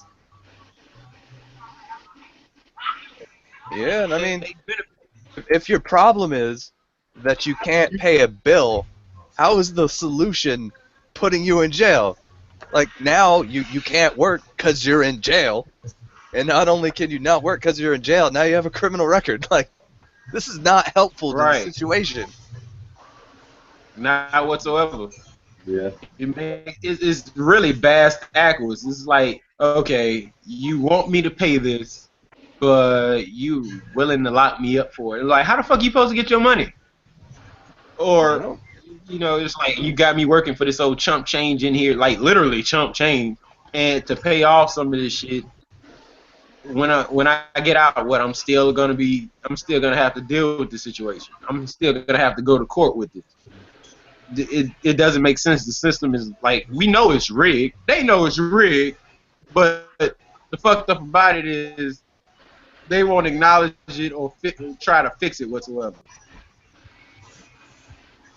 Well, I'm not for sure it's about fixing it. I think it's about private prisons and filling them up. Yeah, if it's bringing revenue, why would they try to fix it? I mean, that's money. Money is money. Like they saying, it's modern day slavery. Every time they put another person in there, they get money in their pocket. That's what it's about. It's not about solving problems. If you want to look at things that actually solve problems, you could look at, like, the justice system in Norway. But America would never have that shit. I don't know how the justice system in Norway is playing. I mean, they're very, like, to say humane is an understatement. Like, you get in there and you don't have a cell. Like, you have a bed and a window and a desk and a computer and a TV, and you go to classes. You just can't leave the facility. Yeah. Oh, they try to rehabilitate people, and their recidivism rates are extremely low. Extremely low. But in America, like, they say it's the justice system, and they say it's about rehabilitation, but it's not. It's about punishment. They're like, you did something, and now we just want to punish you. We want to make it hard for you. And that's all fine and good if you want to feel better about yourself. But if you want to actually help the situation, cause it not to happen later, that's not the way you go about it. But we don't have that kind of culture in America. It would never fly here. It would never get passed anywhere.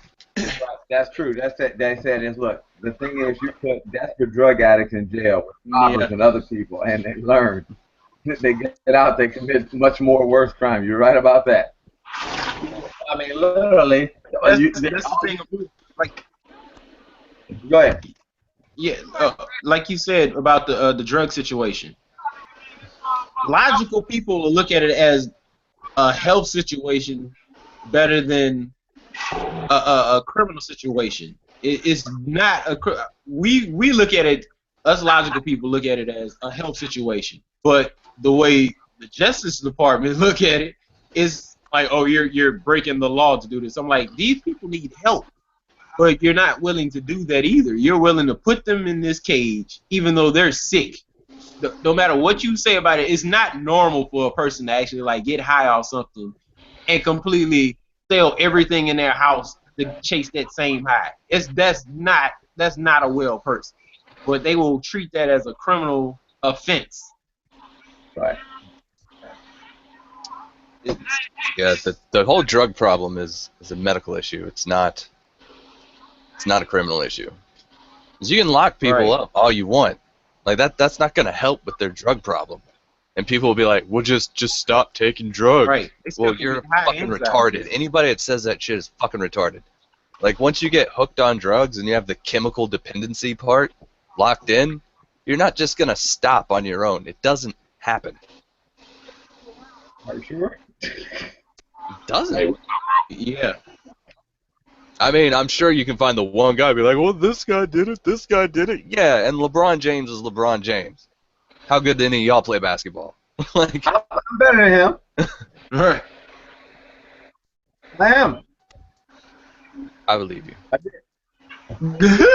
I believe you. Listen, I had a dream last night, and I was. In a better world.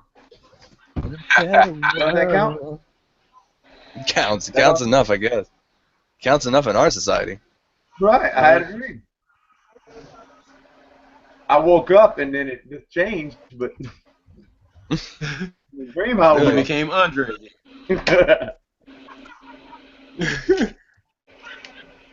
Just like I dream I was Kobe Bryant one time. So. He said, "Take your ass back." He said, "Look, take your ass back to your show, nigga."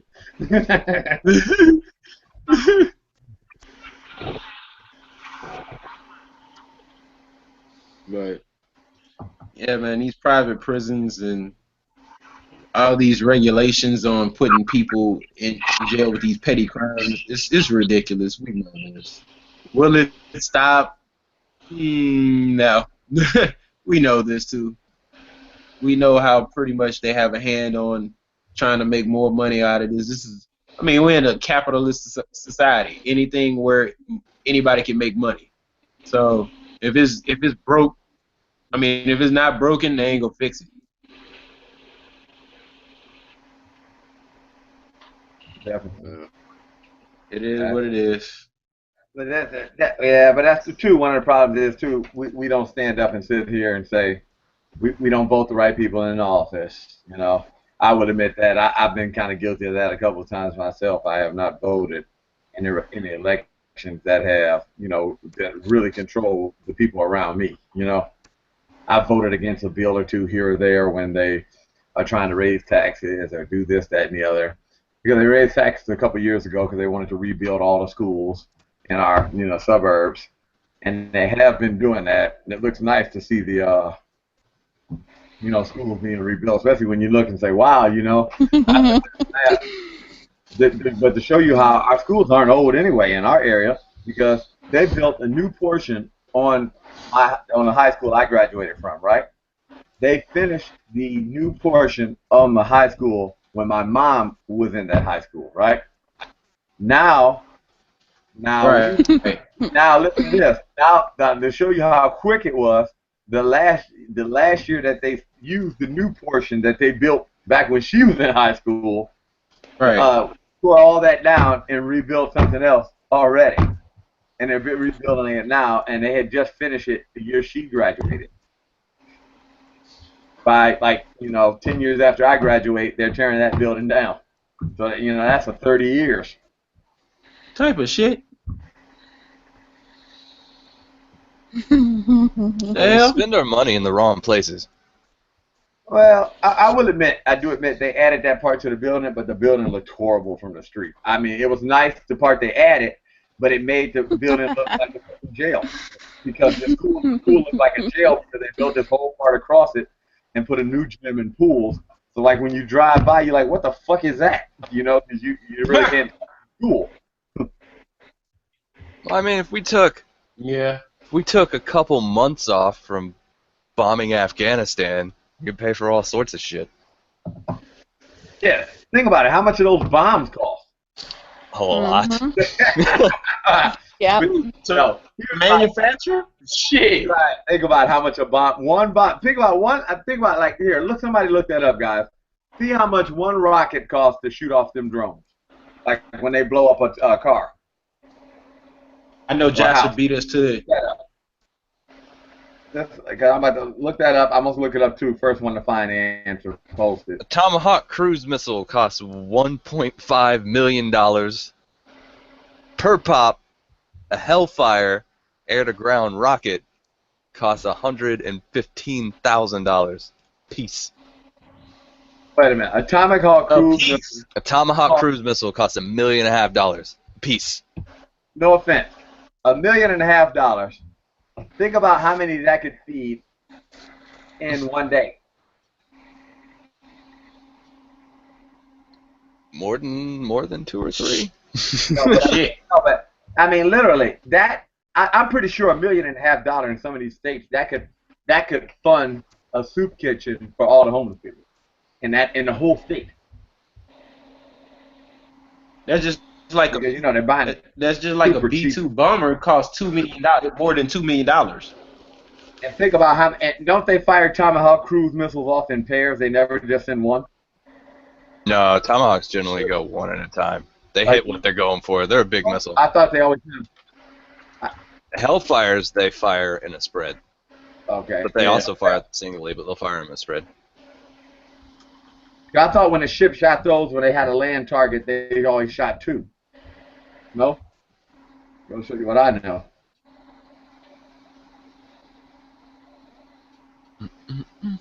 Tomahawk cruise, wow, that is just $1.5 million, huh?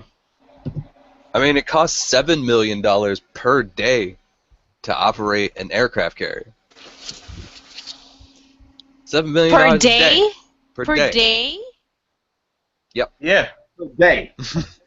Oh, Per day. wow. I didn't know that. Wait. And how many fucking do we have? Don't we got like 12? We got, Yeah, that's we the got a next lot of them. question I was going to ask. I thought we had like 20 of them then. 20, we got somewhere between 12 and 20 of them We things. got a bunch. We got a bunch. Let me look that up. Let me look at how many aircraft carriers. Let's see.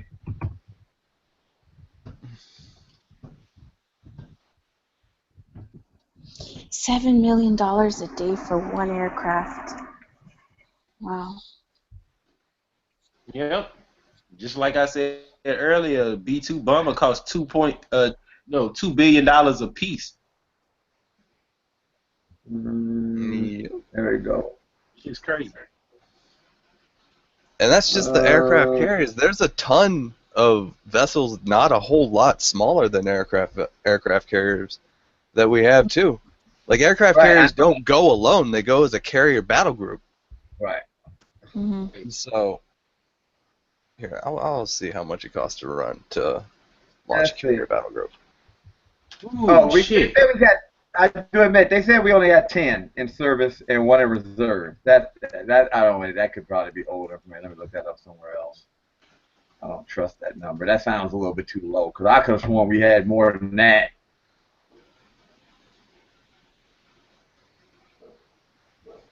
Damn. See if anybody can find that.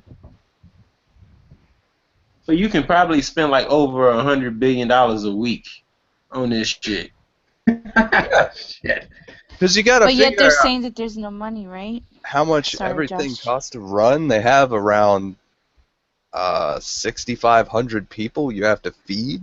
Like Mm-hmm. it's a whole situation. Right. Okay. The U.S. Navy operates 19 ships that can be classified as aircraft carriers, but only considers 10 to be actual carriers. Yeah. There are ships other than aircraft carriers that you can land aircraft on, but they're not an aircraft carrier. Mm-hmm. You can still land an aircraft. Here's the go like this. You got 10. You said $7 million a day. That's $70 million a week. Damn, no, what am I saying? 7 times 49 million each one, and that's just for the aircraft carrier. You got 10 of them, so that's basically you got 50 million times 10. Then on top of it, well, shit. What about their battle group? I mean, shit. There's a reason. I see why the fuck our country's broke. I mean, no offense. Fuck. That's the fucking deficit right there. I mean, here's the question. Look, what if we said, look, you know what? We're going to park these motherfuckers for 2 weeks. Well, they stopped. They used to stay out at sea all the time. Now they just send them out when they need to go. Like back in the day, they used to just have them out trucking around just to fucking truck around. Like there was no reason for them to move. 7 million. Think about it. If it's 7 million a day, I'm pretty sure that means even when they're docked. No, people are still there. The people are still there, but you don't have to. Because look, you have to take food out to them. So it's not just the aircraft carrier's cost. You gotta factor in the cost of the ship that has to go out to refuel it. That ship has to go there and back. That shit runs on diesel. Right. No, but what I'm trying to say is this. Think about it. And not all aircraft carriers are nuclear powered. Not all of them. Okay, but some of them are diesel powered. But here's the question. You got an aircraft carrier, and normally they have a fleet of at least 5 to 7 ships, don't they? Let me see. It includes 5 other warships. Right. And an attack submarine. Wait, I've been in the Navy. What y'all trying to ask? Because I've been on the aircraft carrier. I was on the Stennis. Okay. How many ships were, like, when you were on the, how many ships did they have accompanying your carrier? It's 5. It's a battle group. It's called a battle group. Okay. Now, so you see the aircraft carriers in the middle, then you get all these other ships surrounding it. It's like a circle.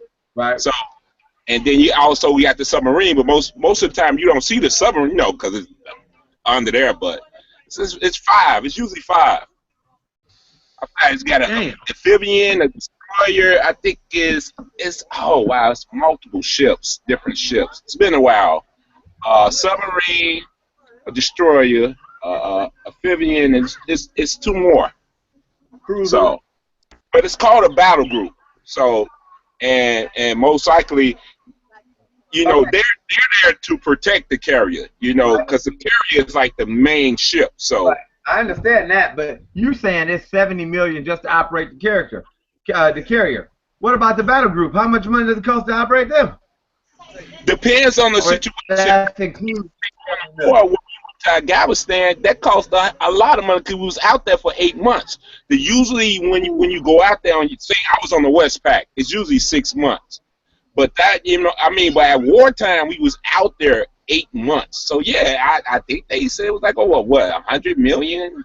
So yeah, it was expensive. Fuck. That was time. And then they turned around from there. When we got back, they wanted to send us back out to Iraq. Bruh. So I mean, they don't care about that. Cause let's be honest, during the Bush, and I'm not trying to sound biased of anything. But with Bush, when he was the president, he wanted that oil. I mean, that Afghanistan shit, okay, they did that, but that was funny how we didn't catch the guy. Now, so you want to send us out to Iraq? That didn't make sense. Hey, what's going on, Tosh? You know, that's why I couldn't. I was like, nah, this is bullshit. You know, so it's to them. It's about the money. They wanted that oil, so they're like, okay, hey, we'll send y'all go to Iraq. Now, here you go. So basically, in the course of that 8 months, that comes to about what is that? Oh shit, that would be million. That'd be 1,176,000. What they don't never tell us. Yeah, I mean, it could be. It probably could be even more. You got to include the other people. You got the Army, because we have Marines on our boats. But no offense. Here's the question. I mean, I'm not trying to sound like an asinine, but if it costs $1,176,000,000 for that one group for just that short period of time, if they did double the fucking price of oil, we could just take that $1,176,000,000 and just pay the difference. You understand what I'm saying? Right, but I mean, they don't think that way. You know, it's also. Do they have people that say, well, wait a minute, it's not feasible because it will cost us X amount of dollars here to protect and stop this from the worst possible it having that, the gas and price of oil rises, say doubles, and it'll cost the price of oil doubles to this, we'll spend this amount of money. Right, but I wonder, do they have being to calculate that shit? But think about who benefit. It's the 1%. It's not us. Who you think benefit? That, but I'm just saying it. Do they ever actually sit there and think about that shit? No, I mean they don't give a shit. Are you kidding? Do you think they sit and think about it? They don't give a fuck. They don't give a fuck. The United States of America literally makes money. Right. We have the world's reserve currency. We make the money. Like, if they need more money, they'll just print some more fucking money. Like, they don't care. Or they just put some more people in prison. I mean, hey, they figure it out some way or the other. So, Josh hitting it on the head. So, I mean, that's why there's a 1%, and then it's just the rest of us. All right. That's just horrible, man. 70 fucking million a day. Yeah. A week. I mean, 40. That's 50 million a week, rather. Wow. That's a lot of damn money, man. I'm sorry. And then people don't even know what's going on, like with a aircraft carrier. Like a lot of people working on it. Like me, hold on, I'm gonna just say this right quick. That the situation was really bad because a lot of us didn't get sleep during flight operation. That was 24 hours. What? 24 hours. So we were staying up for days. Do you think we was getting overtime for that? No. So think about that part too. Yeah, it was fucked up. Bruh. I know. You gotta take into consideration how much of their armament are they expending when they go out? Are they shooting anything? Because if they're shooting anything, now your price is going way up. That's not even, think about it. That's 70, you're 50 million for the aircraft carrier a week. That's not even shooting anything. So if No, I mean, firefight, or think about it, that's probably not counting when they launch a plane off and the fuel that's burning. That's probably right. not that. I mean, shit. Look at how much does one of them, think about it. Like, how much does the F-16, how many gallons of gas does that burn a minute? Ooh, wow. Right. That's fucking jet fuel. Right. Right. How much jet fuel does that burn a minute? I don't know, but it melts steel beams. Right. That's what I'm trying to say. Think about that shit. But hold on, they wasn't shooting at anything. What they was doing, they was dropping bombs. But the funny thing about them dropping bombs, how much do bombs cost? The right target. They was actually dropping it on the wrong targets. Oh, what? They was dropping them bombs on the wrong targets. Oh, yeah. A lot of innocent people was dying over there. But you know them. They had to prove that they was doing something. Hey, we was dropping bombs. We was, fighting against terrorists. But, yeah, you basically killing women and kids. You weren't even killing them. But as they say, they was doing something. So then it was like, oh, okay, well, we blew up half Afghanistan. We ain't get the target, but let's go to Iraq. We spent this much money in this many months. Okay, we're done, but let's go get some more. Well, I mean, this is how all empires eventually fall throughout history. It happened to the Greeks, happened to the Romans, happened to the Spartans, happened to the Soviet Union, happened to the Ottomans. Like, you start expanding too far, and you start running too many military campaigns at the same time, and everybody thinks that they'll never run out of money. But then they do. That's true. That is true. Yeah, that's true. As the article said, total U.S. strikes since 2004. That can't be right. 408. I think they've done more than that. What kind of strikes? Air strikes? Drone alone. Oh, drone strikes? Yeah, probably. The total strikes under Obama's administration, 357. Yeah, Obama kicked up the drone war. Yeah, pretty hard. I will admit, I hate to say it's a lot cheaper. So, matter of fact, there we go. Let's see how much it costs to see how much to operate a drone. Let's see.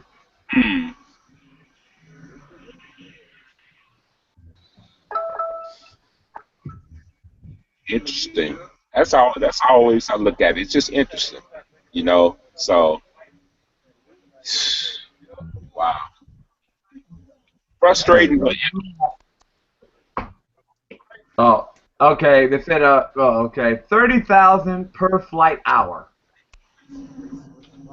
Yeah, sound about right. Yeah.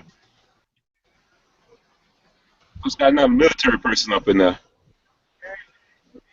30,000 per flight hour. I have no idea. I wasn't in the Air Force.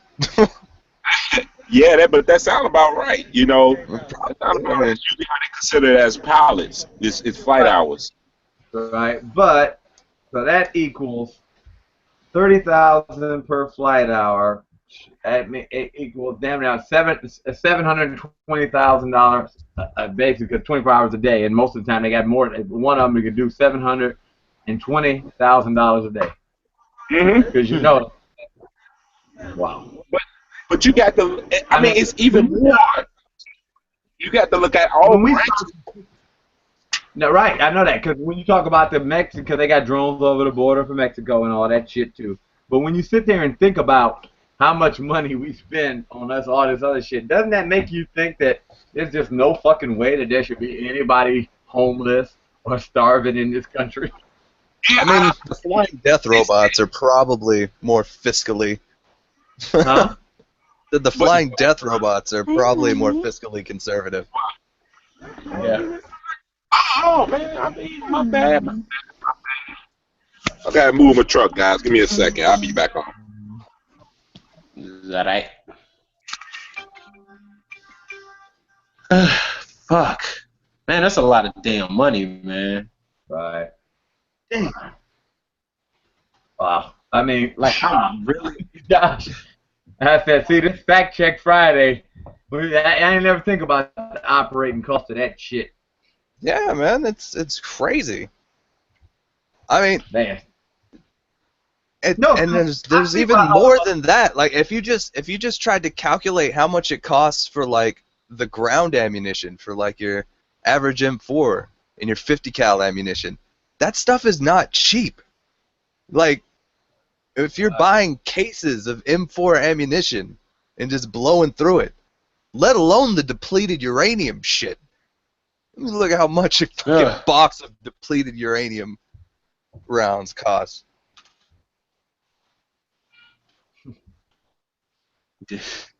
What the? Wow. Oh, bruh.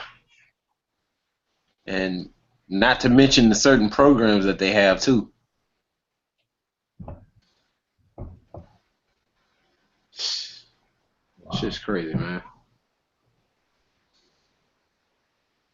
$1,121. Huh? You said what? $1,121. For what? Depleted uranium rounds. Depleted. What, per round? No, can't be per round. That has to be per box. Box, maybe. Whoa. Okay. The initial order for 2,501 M8 29A4 rounds in 2014 had a unit cost of $10,100 each. What? And how much did they spend total? I don't know. That's just $10,100 each, and that was the order in 2014. Wow. And it has been awarded a full rate production contract to begin in early 2016. We in the wrong fucking field. And we blow through those things like fucking candy. Like fucking candy. Josh, we're in the wrong fucking field. Right. We should have created war equipment. Yeah. I mean, I will admit, if you really think about it, that should be one thing we should be teaching our kids. You should design war equipment. I mean, you want to make money. You want to make money going to the arms business.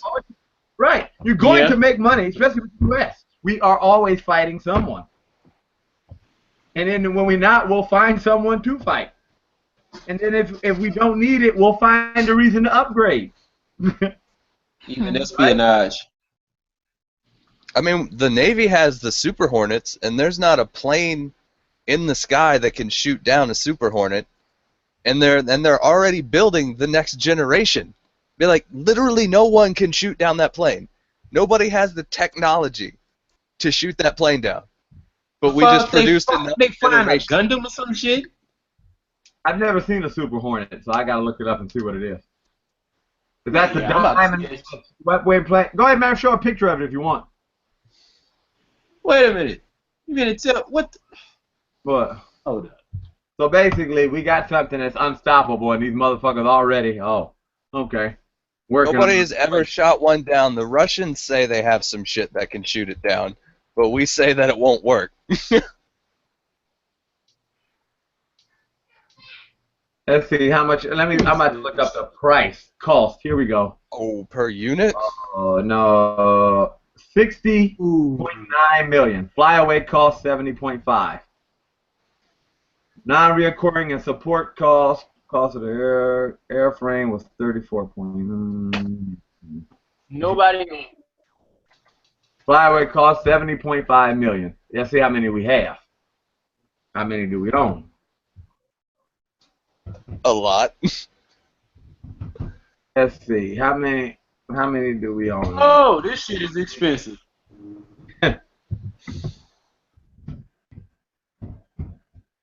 Travels 1,190 miles per hour.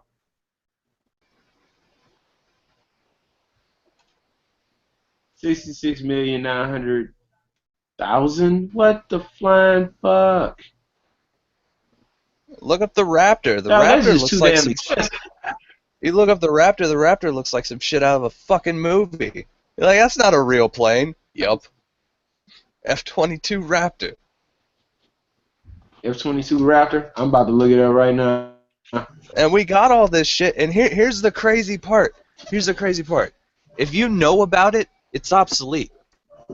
Yeah, that's true. By the time you know about it, yes, I've heard about that. If you know about it, if any of us know, no matter what kind of shit anybody ever tries to talk about what they know, but if any of us know about it, it's completely obsolete. Right. Completely obsolete. Like before Desert Storm popped off, if somebody had told somebody before Desert Storm popped off that we had a jet that was completely invisible to all radar, that could fire a missile, that had a camera on it, that would shoot through your window into your living room and kill you, they would have said, you are a tinfoil hat conspiracy theorist. That is insane. Yeah. Man, this F-22 Raptor, bro, is sick as shit, though. Yeah. That's a nice looking plane. I'll say that. It's a nice looking plane. 1,498 miles per hour. That's his top speed. Fuck. Y'all want to see something sick? I got something sick for you, technology-wise. Want to see something crazy? Look at this. Y'all see that? I don't smoke no Beats by Dre? Oh, no. It's a subwoofer. It's an 18-inch subwoofer. Huge. It's the box. I don't know. It's dark. Okay, and what's that have to do with our topic at hand now? Because that's technology, how things is changing. You know, that's the thing. This one subwoofer sound like multiple speakers. You know, and that's what I'm saying. Things is changing. You know, these drones and the things they making right now is, I mean, we allowing this to happen. That's what's taking over right now. Like, you got cars right now that could drive themselves. Somewhat. Yeah. No, right. you do. Didn't Uber come out and say that within the next couple months they'll have self-driving cars? Are you serious? Like on the road? Like we already have self-driving cars. I'm saying they're gonna have them on the road. Right. Exactly. In a month? And in months. Yeah. Yeah. You didn't. Yeah. They've already start testing. They wanted to. Just give an example. Here in Ohio, they've already start testing the driverless cars on our turnpike. Dude, I feel like I've been living under a fucking rock hearing all this shit. Yeah. I can do them on stuff. I'm being. He out west already. Where? It's crazy, man. West already. Crazy, man. What he got? By the time people my age die, it'll be illegal to drive. I can't drink. People are gonna look at us and they're gonna be like, "You drove that? Like personally with your hands? Are you insane? Do you know how dangerous that is?" The movie Demolition Man. Right. I heard that they said we bought 182 of the F-22. You used to parallel park all on your own? Yeah. What? Like, you're crazy. That is Yeah. so dangerous. This shit is making me starting to feel like old as shit. That's why I'm drinking X. Who's drinking X? God damn, they're having a party. Yeah, but I mean, that's how it's gonna be. Wow. Like, if you think of my grandpa, he grew up with no electricity, no indoor plumbing, no TV. And today, he's still alive, and we have fucking 2 robots on Mars tooling around, iPhone, internet, stealth fighters. No. It's a crazy. No. Let alone 2 robots on Mars. We're already talking about colonizing Mars and set up to where we're training people ready to go to never come back. Yeah, I mean, that's true. that's how you really know it's a process. When you say, look, we've already made it where you guys can go here. You don't have to come back. Yeah, it's going to be hard living in the beginning, but you know what I mean? Literally. You know what? I wouldn't be surprised if they have like mobile suits actually running around for battle and shit. I would not be surprised if that shit happened. It's not going to be mobile suits. They just have straight up robots. Just Google DARPA robots. Fireman. they're not even gonna have people in them. They're gonna be fucking Terminators. They already have them. Like, if you Google the DARPA robots, you're like, oh, why would you ever make that? Why would you do that? This is how DARPA humanity robot. dies. What is it called? DARPA. DARPA robot. Hold up, I'm about to look at this. Type it. Come I on, type man. it. Oh, hell no. Really? What the fuck? Yeah, you look at it and you're like, why are you doing this? This is how humanity dies. Like, this is the end of us. Man, this shit look crazy as all hell, and they run. I want to see one moving. I've seen one move, and that shit looks crazy as hell. Like, they have the one that looks like a dog. Yeah, the one that looks like a dog is crazy. Like, it's crazy fast. It's scary as fuck. The human one doesn't move that way great, but it's getting there. It's getting there. Yeah.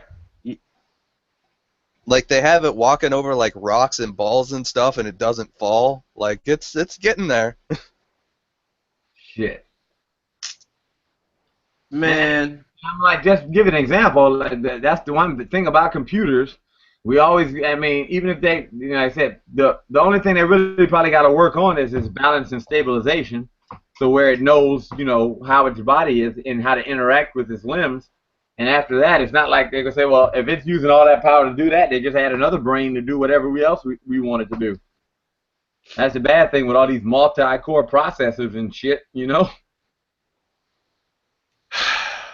I mean, I sit there and laugh because when I was selling computers in 1996, right? We had 166 megahertz. Right. 256 megabytes of RAM. And we thought we was the shit. Yeah, I ain't gonna lie. Yeah. I mean, no offense, your cell phone is more powerful than... You can take like 20 of them computers and your cell phone is more powerful than that. And that's the cheap $50 cell phone. Well, your cell phone has way more computing power in it than all of the shit in the Manhattan Project.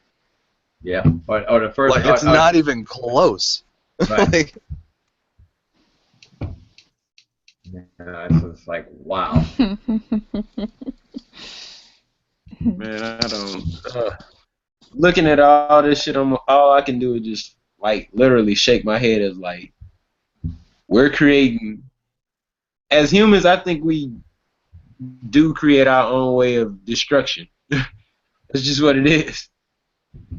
Like, all this shit we're developing, like, these war tools, is...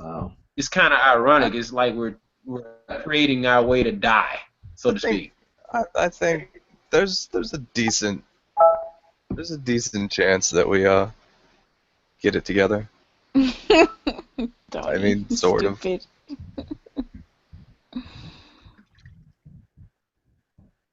Maybe.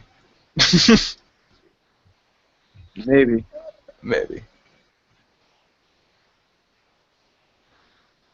Because, I mean, we'll either get it together or we'll all die.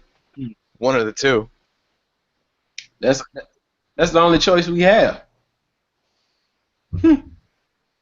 Wow.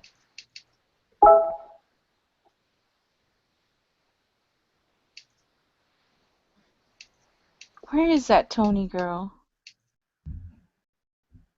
She was here earlier. Oh, okay. Yeah.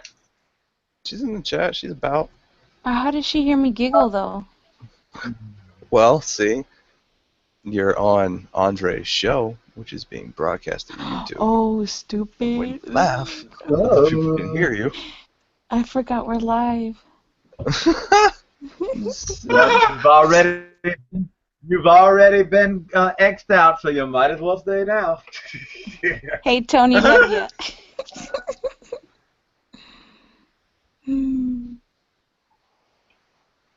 But I mean, if we can get all of this technology to work for us instead of against us, we'll be all right. You just have robot against robot. I'm down with that. No, I mean, if we could get all these fucking robots to, like, I don't know, build shit, do our work. Like, I don't understand Like, they're always trying to get more jobs. Like, if I was in charge of shit, I'd be trying to get less jobs. You know what I'm saying? Like, I want as few people as possible to work as that have to. Like, we should only have the bare minimum amount of people doing shit. And we should always be working to shrink that number, not expand it. So basically, the robots do all the work for us, then. Why not? Okay, but here's the question: if the robots do all the work for us, then what do we do? Just give people food for free? Because think about it: if they're not working, how are they going to support themselves? If we have the robots are doing all the work, we'll just have food to give to people. But then why? And think about it: if we have food to give to people and all that, what's going to make the people build the robots or upkeep the robots? See, that's a bullshit argument. People start with that. People are like, oh, people will be lazy. Really? Has anybody here ever taken an extended vacation? Like, more than, like, 3 or 4 days? Yeah. You get bored really fucking quick. Yeah. Like, Yeah, people I aren't did. people aren't just gonna sit around for 75 years doing nothing. Like, that's horseshit. But basically, maybe if we did adopt something like that, maybe work would be actually turned to fun. You know, because you would have to do so little of it, it would be therapeutic almost or something. I mean, people would be going out and doing things not to work, but because they wanted to. Right. And I will admit too, if we did do that, the people that worked, if the only people that worked were the ones who wanted to, you know, everything would be a lot better because the people that they wanted to do that job, so you know they're going to do the job better because it's what they want to do. Well, once think about all the people. Think about all the wasted knowledge that we have on complete bullshit. You know, all the wasted talent or potential talent that we are wasting on nothing, on people that are working at fucking Walmart and are working in mechanic shops. Like, these people could be doing, like, really important work, advancing society, but they can't because we're all slaving till the next paycheck so we don't starve to death. Right. Like, how much could you accomplish if you no longer had to worry about starving to death? What could you get done? Mm-hmm. But where's the blueprint though? You know, that's the thing. Like, from there, if you could have that blueprint that somebody handed to you, like, hey, you don't have to be slaving and working from paycheck to paycheck. Okay, this is what you need to do. Some people figure it out, most don't, you know. But I agree with you right there, Josh. I mean, I think about that all the time. You know, me personally, that's me. I work from paycheck to paycheck. But it's like, okay, where's that manual telling me, saying, hey, here you go to be able to get out that situation. You know, I got kids. I have a family. So in my mind, I have to work to be able to take care of my kids. But yeah, I mean, it's the problem is the powers that be, the people that are in power have no desire to do that. Right. Because then they lose their power. Like, the whole reason they have power is that system. Right. So if you remove that from them, then they're worthless. We feed into that power. I mean, till we get out. But that's how I look at it. But yeah, I hate getting up in the morning going to a job I don't like working at. But I mean, at the same time, yeah, I'm in that system, I'm that matrix. I feed that power. You know? Yeah. We don't have a choice. You know, somebody had me a red pill and ain't no ecstasy pill, then yeah, I mean, you know, but I always say that, but you know, in my mind, I'm thinking like, what is the blueprint? How can I get out this situation? But there's not gonna be no Leo coming to me and say, hey, blue, choose blue to red pill. You know, that's not happening these days. I mean, we all buy into the system. Yeah, that's the really sad part about it is all of us buy into it, but none of us can change it by ourselves. But if enough of the population just stood up at the same time, and you were like, "This is bullshit," that would be it. It would be over. in a But day. it takes a start. And the start is just like what you're doing right now. You're talking about it. You know, like Black Lives Matters. They made a hashtag just, became a movement. So, I mean, hey, how about say, hey, get out the matrix hashtag, and let's see where that could go. I mean, you can make a lot of progress really fast. I know some people aren't real fans of the gay community, but look at how quickly they changed the laws of the land because they got enough people on their side. Exactly. Look how fast it happened. Like once there's enough people, they can't stop it. No matter what. It has to be a start, and I mean, and it just can't be just like you really have to really be promoting it. You just can't say, hey, okay, you feel this way one day, and then the next day you're not thinking about it anymore. You have to keep pushing for it. Because I agree 100% with you, Josh. I think about this shit every day. I mean, except the weekends when I'm off, because now I don't have to go to work. I don't have to worry about that. But it bothers me. I always think, like, how can I get myself out this situation? I know people say, hey, go back to school, get a better education, and do this and do that. But I mean, even with my job, I'm making more than people that got a bachelor's degree. They getting fucked. They getting paid. The trades, the people in the trades are making more than people with degrees. For the most part, but I'm like, okay, but even then, though, I mean, I already know it's a way that you can get out, and you don't have to deal with this bullshit. And it's simple, but it's just like, how do you make it happen? I really don't know. That's outside. Like, smarter people than me have to answer that question. That's what really gets on my nerves. Like, when I look at all this stuff, I'm like, why am I thinking of this stuff? There are people way smarter than me that should be working on this problem. You know what I'm saying? Right. Like, there should be really intelligent, fucking educated people working on this exact same problem. It should not be fucking Josh, the personal trainer from Tennessee.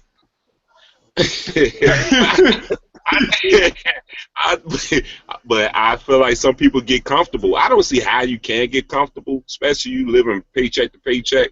Some people just comfortable. I don't know. That's a good question. I don't know. You're right about that. Because I mean, I dig what you're saying. I dig what you both saying.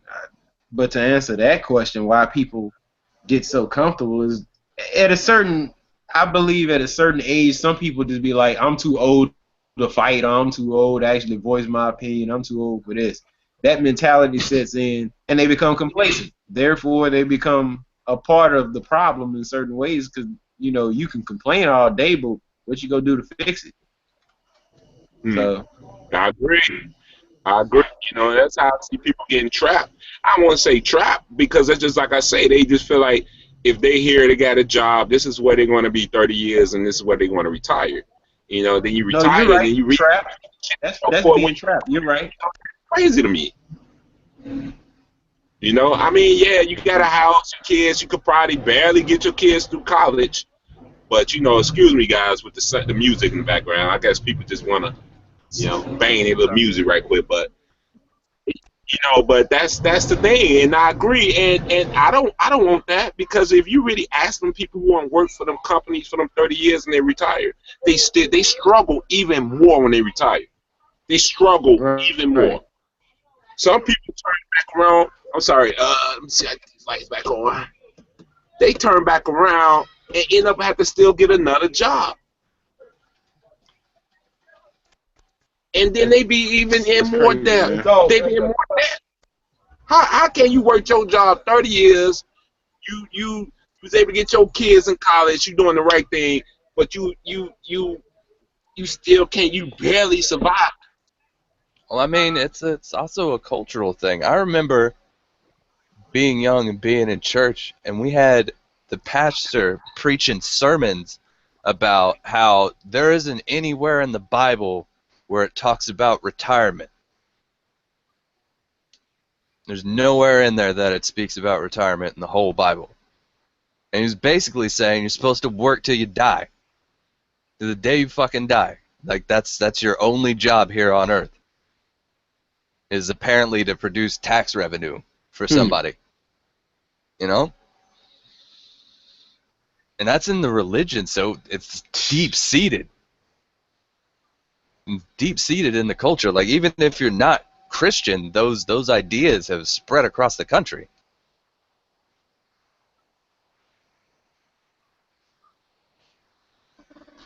And we have a fucked up. You're right about that. We have a fucked up sense of what's important. Like, you'll have dudes that are working, 80 hours a week, right? And they're like, oh, look at him. He's a go-getter. Look, he's doing great. No, he's not. He's working himself to death. He's stressed. He's not eating enough. I can tell you that because he doesn't have enough hours. He's certainly not sleeping enough. He's not seeing any of his fucking family if he even has time to have one. He is not doing well.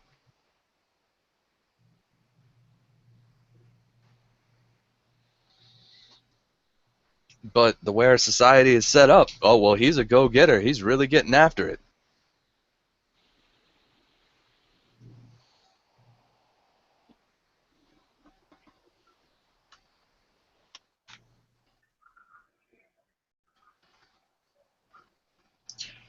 Yeah.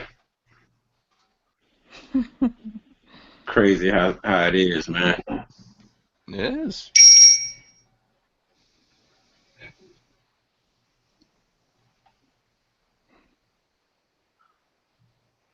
Josh is the only. I'm the way only. society is built, it's. Wait, what? I'm the only. No, the way society is built is the only. Wait, what? They eventually kept typing. Well, come on the panel, Janine. Janine Marie. Get yourself. They're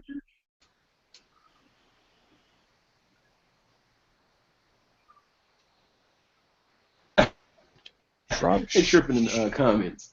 No. But yeah, it's sad the way society has to the point where we have to do this for the rest of our lives. And in certain cases, most people, they tend to chase, instead of their own happiness, they tend to chase money, which makes people more unhappy. If you can constantly continue to chase money in today's society, you're gonna be unhappy. That's another reason why people get so complacent, or they tend to become so money hungry and driven, so to speak.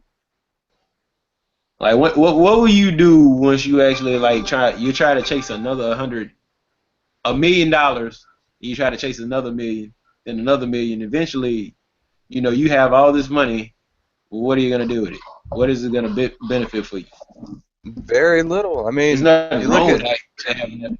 No, there's certainly nothing wrong with having all the money, but you have people that, they worked all the good years of their lives, and now, oh, congratulations, now you're 85 and you're going to retire with $400 million and die in a year and a half.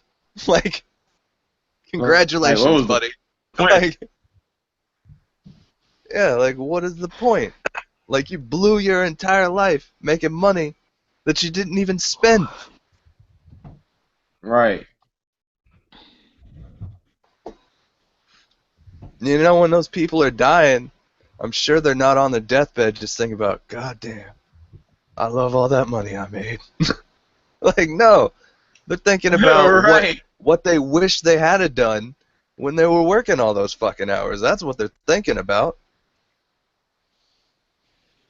That's I forgot the name of this speaker's name. Alan, was it Alan Watts or whatnot? Well, I think it was. I can't remember. But in so many ways, he was like,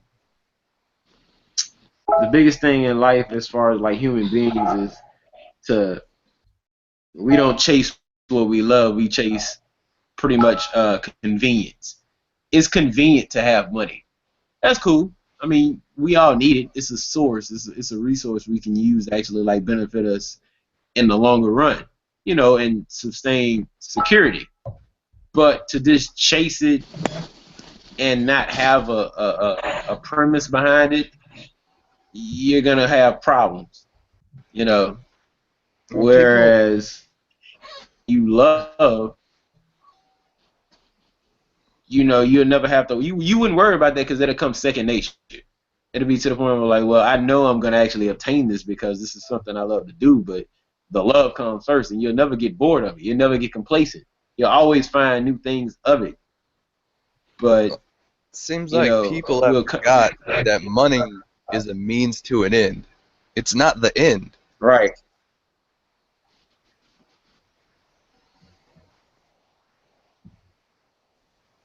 Yeah, you're right about that. A lot of people think so though. Yeah.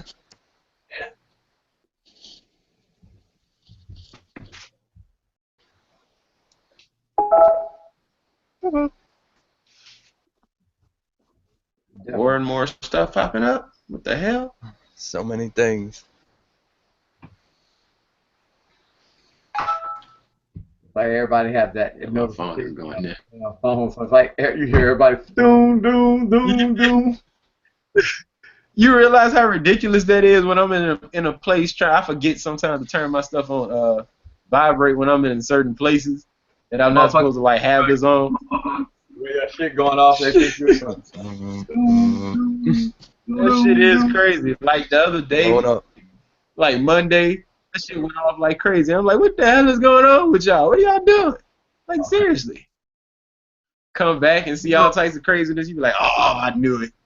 Now, what you got to do too, you can go into the app and you can snooze notifications. Like you see, you got 2, I just got 2. So that's how you know if y'all subscribe to the same place. Hey, yeah, I know, right? You're like, wait a minute, you in a hangout I'm not in? I will. Twice, yours did 3. You're right. You're like, what hangout is that?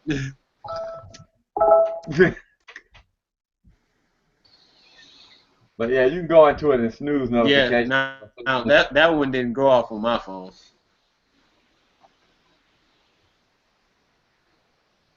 That's what I normally go. It sometimes. The only time it doesn't bother me is when I'm asleep. Yeah. That bothers the fuck out of me. I be sitting there. It's like sometimes I be sleeping, I be waking up. Could be worse. You could wake up yesterday. Yesterday I had a bad dream. I woke up to people yelling and screaming.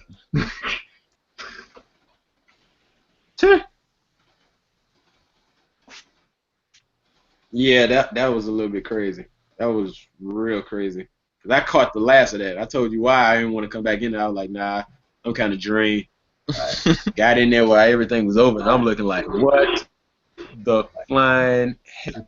Thinking like, you're like, thank God I came late. Right. I'm like, my nerves was already bad after the first show. Right. It was really bad. I was like, nah, I'm not gonna. I can't do it today. Okay, I figured that we've already gone 2.5 hours. I was going to say, thank you guys out here for supporting the show. Please like, share, subscribe. No, fuck it. Please donate. No, I'm just like, motherfucker, give me your money. Definitely donate to the show down there. That's what wait, it's over already? No. Put it in. I was going to say, maybe we'll do one more. I will come up with a topic for the second show right now since then. And we'll roll over into that. So, what you guys want to talk about? What do you want to talk about, Dre? You're the leader. Lead. I said that I was only doing one show tonight. I'll let you. Yeah, but you always say that. You're like that guy that goes out for a beer and you're like, I'm only going to have one. Oh, fuck you. Well, get 12 pack later. I'm carrying you home.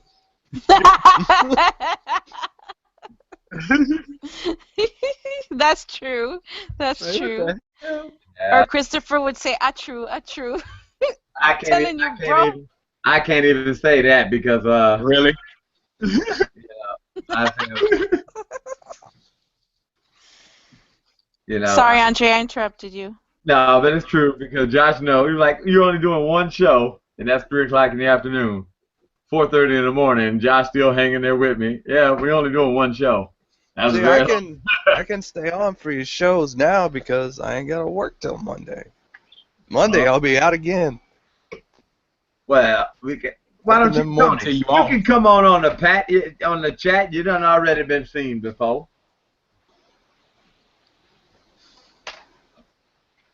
You've been seen already. You're a traitor. Beard. Really? Really? This is not Star Wars, damn it. A trio say, bruh. Bruh. Oops. Bye. We're not doing why do blacks blame whites so much. No race topics. No race topics. Please. Joshua's racist. He's the only white guy up here on the panel. What are you doing here? How does that make me racist? That makes y'all racist. Josh, what did I say yesterday? None for a month. That is. I told Josh, I was sitting up there saying, I don't ever want to talk about another race topic again. I'm like, are you done for the rest of your life with those topics? I mean, we're gonna talk about them, but no offense, no time soon. Well, don't have that one guy on there. At least we need. We don't. Well, he's already been banned. So, but I mean, he's gone. You don't have to worry about that. But when I sit there and say that, I mean, he proved yesterday that they are racist black people. I mean, any black person that say that black people ain't racist, he proved to. He's like, there you go, right here. Watch episode this. They're racist to everybody. Japanese are racist as fuck. Like, super racist. Are they really? Yeah, Japanese people are like old school racist. They're not racist like you call white people racist today. They're old school racist. Do they only like their own people, or is there a certain nationality they do accept? Yeah, well, they're not super big fans of the Chinese. Oh, okay. Yeah, don't ever confuse Japanese with Chinese. You'll have some problems. If you even say a person I'm not Japanese, I'm Chinese. Yeah. That makes sense. I asked one lady one time at the nail salon, I said, are you speaking Chinese? No, not Chinese, not Chinese. Like, well, you all sound the same, damn it. Oh, that's racist. You're right. Yeah, the Koreans. Your racist horns, Bella, are showing. Not being racist. Asians are way up there on the racist scale. Well, I never knew that. You're right next to black people. I ain't gonna lie. There we go. That's a new term for the show. I'm sorry, but on the race. I keep hearing people talk about white privilege. Ain't nothing like black privilege, though. People don't realize what black privilege is either, because of the fact that I can say something out in public around a bunch of white people, and ain't nobody gonna do me shit. But let one white person say something about black people, a whole bunch of shit go happen. That's black privilege. Actually, what's so funny, me and my son were talking about that actually the other night, and we were talking about like that. I said, well, one things is this, because we were walking to a bad neighborhood. I was over here working on one of these houses, and we decided to go walk to the store. To a corner store around the corner. Okay, we go around here. And my son was like, Dad, I'm glad we do not live over here. And it's like, he was like, wow. And I'm like, well, son, I can understand that, this, that, and the all, but you gotta understand is, well, he said, well, one good thing is you can say that most of the time, unless you black people, you can walk to a bad area, even if you don't say live there. But if you act like you know where you're going and all that shit, they're not gonna say a damn word to you. Right. Yeah. That's the way it is around here too. Walking through there, if you was a white person walking through there, they would be looking at you. Like literally. Yeah. Like, here's a perfect example today. I took a woman over to see a house. We were going to buy houses for rental. We used to fix up. So I took her over here to see a house. I go over here to the house. When I get to the house, motherfuckers sitting over here at this porch. Motherfuckers on the porch over there. So we pull up in front of the house. We stop. Look at the house. I walk up to the house. I get out with my clipboard because, I'm always writing shit. Okay. I look. Yeah, you can tell everybody looking at me. Nobody said a word, though. So I walk around the house, and that's when I can tell that the house, even though the house is up for sale with a lockbox, the house has been broken into. All right. So don't note that house is not secure. Please tell whatever so that they know to send somebody out here. They got to fix these doors or whatever because, I mean, literally, you would not believe how many properties I've seen. Like, I have looked at a property on Monday, and I've told an investor, oh, man, this is a beautiful property. You better get your ass down here and buy this shit right now. Pick it up now. I've gone back Wednesday, right? And they're like, well, no, what happened? I'm like, no, you can't buy it. Well, man, you said to buy this property. I said, yeah, I said buy this property because Monday you had all your electrical, you had your water heaters, and you had your furnaces.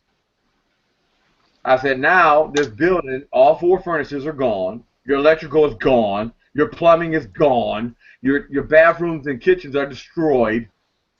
I mean, literally, in what, 3 days? How the fuck does somebody with the electrical, I mean, brand new pedal boxes, all of the fucking breakers laying down on the floor in water? Because when they hell?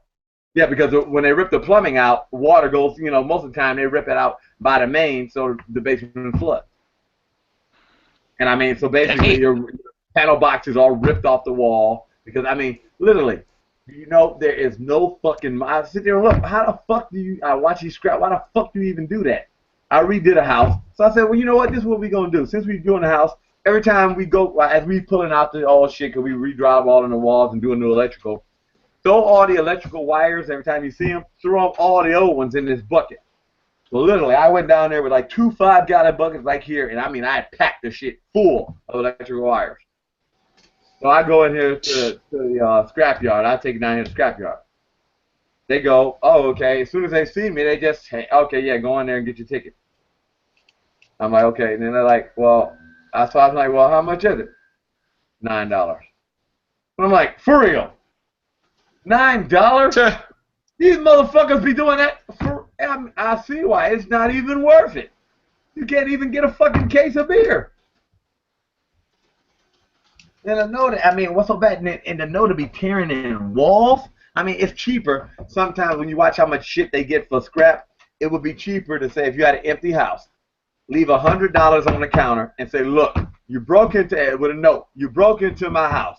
Please do not take my fucking plumbing and electrical wires. Take the $100 bill right here and leave my shit alone. I mean, literally. I mean, that's fucking crazy. I mean, literally, because he was saying, my friend was talking about, we can still buy the building. The dude said he would give us a nice price. I'm like, dude, the plumbing is gone. The electrical is gone. The wiring is gone. He was like, well, you can fix all that. Yeah, but we're talking $25,000. And that's just being nice, because when you do this, you might as well fix that while you're at it, and you might as well, and one thing goes to another. Your water tanks are gone, your furnaces are gone, your ductwork is all fucked up. So what you're saying, it's gone. Gone. I mean, you'd be better off, I told you, you'd be better off just burning a motherfucker down. Because if it's not in a neighborhood that can command a high enough rent to get your money back, you will never get your fucking money back. It'll be one of them things you put your money in, you'll pay your loan, you'll pay all your shit, and you'll never see a dime of profit for at least 15 years. Ouch. And then when you take in that that's in prime, if, okay, fine, this is a 4-unit building, I keep these, you know, these units filled 80% of the time. But what happens if you have trouble renting to one of the units? Because usually in a 4-unit building, your 4th unit is the profit. And that's where you need the 3 to break even. Your 4th is what you really make the profit on. Okay? So if you don't fill that building. So basically, for it take you 10 years to recoup your money, it may take 15. And if you get a bad tenant that tears the shit up or is despiteful, I mean, literally, I've seen tenants blow the boards in furnaces on purpose. And I mean, literally, these are brand new furnaces. The boards just don't blow unless somebody fucks with it. And he was like, well, how do you know somebody fucked with it? I said, well, I'm going to just tell you like this. I put the wires on a furnace in a certain way. And I put them in a certain angle in the air. And so that way you can tell if it's been fucked with or moved. somebody's been in here before. What are you talking about? See these wires right here? I always run them right here. If you see, and you're like, well, shit. He's like, yeah, that way I can tell if people have been fucking with shit. And I mean, literally, that's what happens. Yeah. It's a DIY show called Flip This Ghetto. Yeah, you're right. I mean, literally.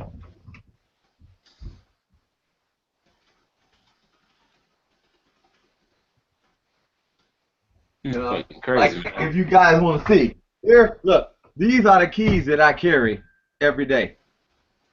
That's my set of keys. Damn. Now, like some people even ask me, how works the at the fuck? jail. No, that's right. People ask me, how the fuck? People even ask me, how the fuck do you know which key go where? Because they're not tag labeled. I said a lot of them, the ones that I use the most, I memorize the numbers.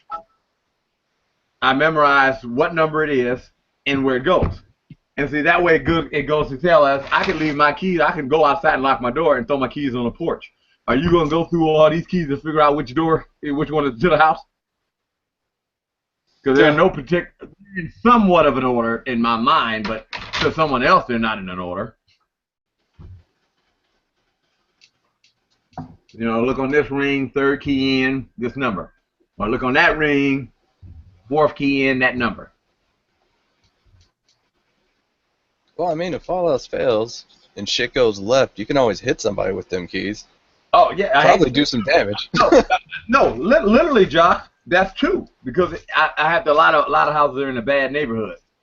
So you walk down the street with the keys in your hand like this, and somebody come, bow. I mean, literally, you hit somebody with you holding the keys like this with a wad, that way it ain't going into your hand. And if you hit somebody with a cross with that, you're definitely doing some damage. So, I mean, it's literally got to be 2 pounds, 2-3 pounds of keys right here. Easily. Damn. And I carry them every day, everywhere I go. So people you say, why don't you just leave your keys at home? I said, well, to me, it's better to me to have them all together because I'm less likely to lose them. I'd lose all that shit. Now, like literally, I haven't lost a set of keys. I've lost the keys. I've lost the keys in the gym more times than I can count. No, I literally lost the keys. Got to be 10 years. But see, the safe is, as I say, is safety in numbers. Because think about it, you walk down the street and you drop this, you're gonna know. Yeah, that's true. No. Definitely noticeable. Yeah, you can't deny the fact of that shit, 'cause that shit is heavy. It has a weight to it. Right, and literally, I ain't even gonna lie. My son and them have gotten used to. I gotta buy a new cantilever because it finally broke. But my son and them has gotten used to, where even my son has started to memorize some of the keys for the properties we go to a lot. And he, oh yeah, I know that's 251, or that's 4. You know what I mean? You know, and then. Oh yeah, what? Oh, to open the main door, that's 251. To open that apartment there, it's 489. Ring 3. You know, it's like.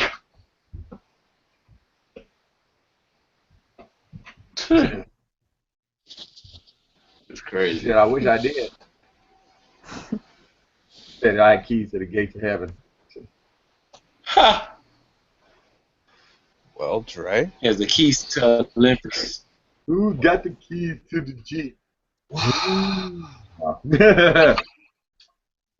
Gonna make us a next got the topic? keys to Olympus. You gotta tell us about your keys. Where's Patrick? He's just been chilling.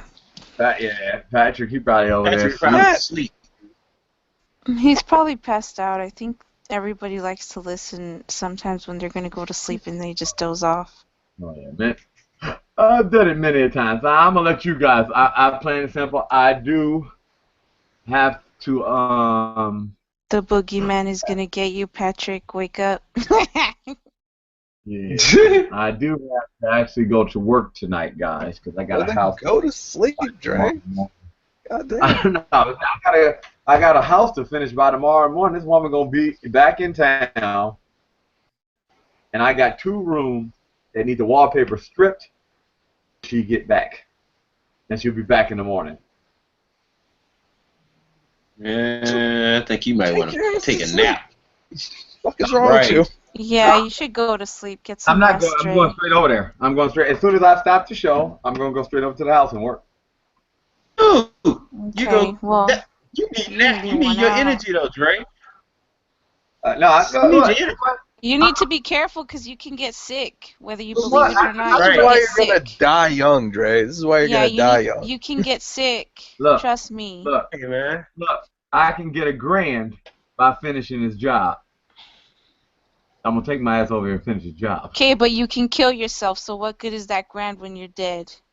Well, if I Take die, it slow. Take look, it if I slow. die, they can just mail my son a portion of the money. No. A portion of slow. a grand? Take it What the easy. fuck's he gonna do with that?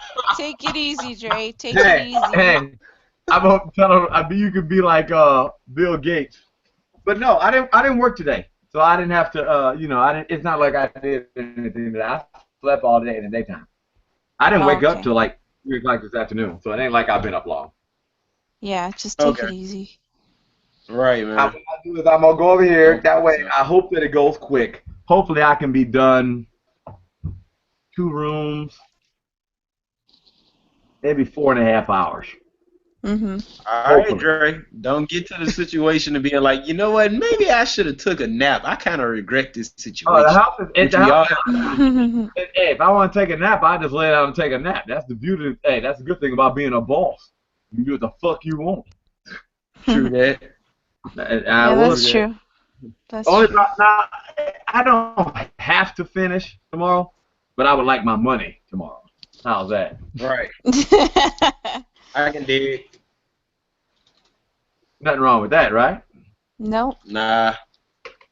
And there's nothing better than Man, being your own boss. These motherfucking kids is a pain in the ass. You know, I gotta sit here and pay for what? You know, I'm about to go back to school next week, so you gotta buy them some school shoes. You know what that means? But I'm gonna probably end up buying some shoes I don't like to buy. Oh shit. Oh yeah. Yeah.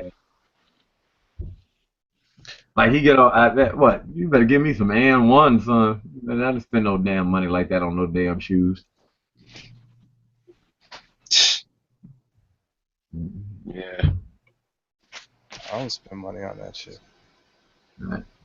It's another one of our problems. They got us convinced that we need to spend money on shit that doesn't matter. Like when I went overseas, check it out. When I went overseas, they were buying Levi jeans for $400. Levi's. That's absurd. And all those Italian brands that everybody over here thinks are so fantastic, they're the $50 jeans on the shelf. Isn't that lovely?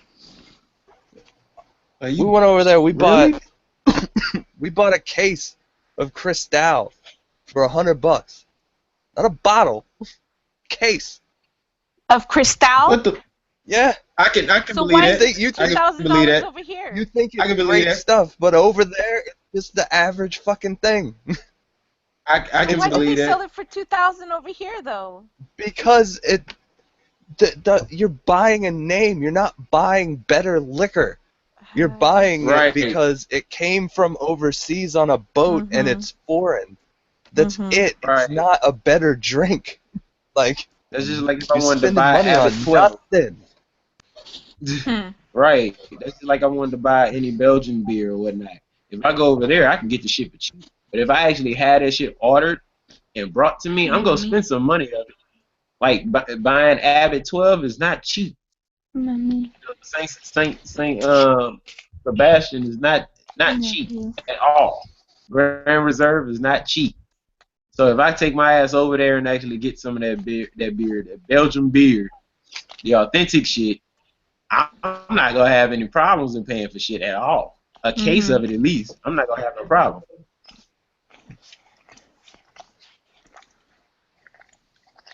That's how they do you. That's how they do you. They got you spending money on stuff that don't matter, that ain't any better. Yeah. In a capitalist society. Well, yeah, I guess so, because the same goes for even like the handbags. Like, for example, A handbag here from a certain designer costs $1,500, but I found out if you go to France or to Paris, France, you can get it over there for like 600 euros. So it's, That's not bad. so that makes sense about the Cristal. It's import prices. Mhm. And dude made a song about it back in the day. It wasn't even all that expensive over here until dude made a song about it. Yeah, that's true. Once everybody I hate to say something, you can just make a garbage product, but let a rapper say that your shit in the song, that shit'll fly off the shelves. Look at Yeah, Kanye that's West's true. bullshit Goodwill clothing line. Oh, I know, isn't it yeah, that awful? shit look trashy, man. Like, that's fashion. Mm-mm. That's fashion. That's not fashion. That's Goodwill. And then you That's put your name on it and you charge people Oh, a couple Josh. $100. Come on, Josh. That's disrespectful. You know damn well that's not Goodwill. Good, you can't actually like just talk down on Goodwill like that. That shit is not. That shit. Bums look better than that shit. I sometimes wonder if he did it as a prank, like, let me design the shittiest, most trashiest looking clothing to see if you guys will really pay high prices on it. Wow. Wealthy ass prank. That's a wealthy ass prank. I do not like being punked for my money. I'm sorry. It's like and I don't buy all the designer shit anyway.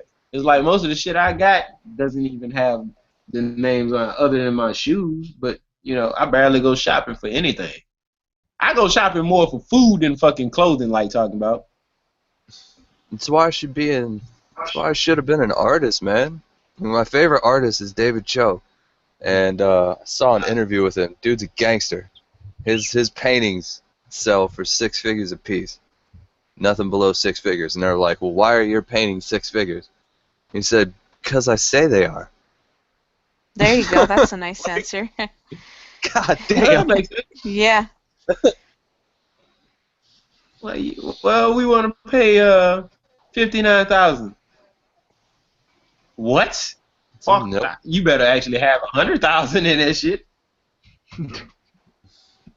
That dude he made all his money. This dude lucked out. Check this shit out. This guy, before he was a multi-millionaire, he made a painting for a friend of his, and he got the option. He said, I can pay you in cash now, or I can pay you in stock options later. And he was like, fuck it, you can pay me in stock options later. His friend was Mark Zuckerberg. Oh, fuck. The stock was Facebook. Damn. He made $400 million overnight. $400 million overnight.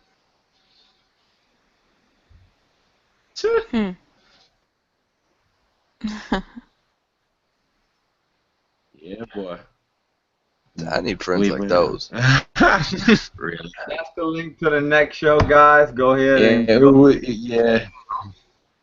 I want to thank you guys for coming out to the show. Thank you for supporting Debating Woes. Especially click that donate button down there. That helps keep the show going. I want you to like, share, subscribe, and we'll see you guys on the flip side. Say goodbye, everybody. Bye. Bye. Peace. Bye. Adios, Go ahead, cabrones. Patrick. We know you get your buy-in.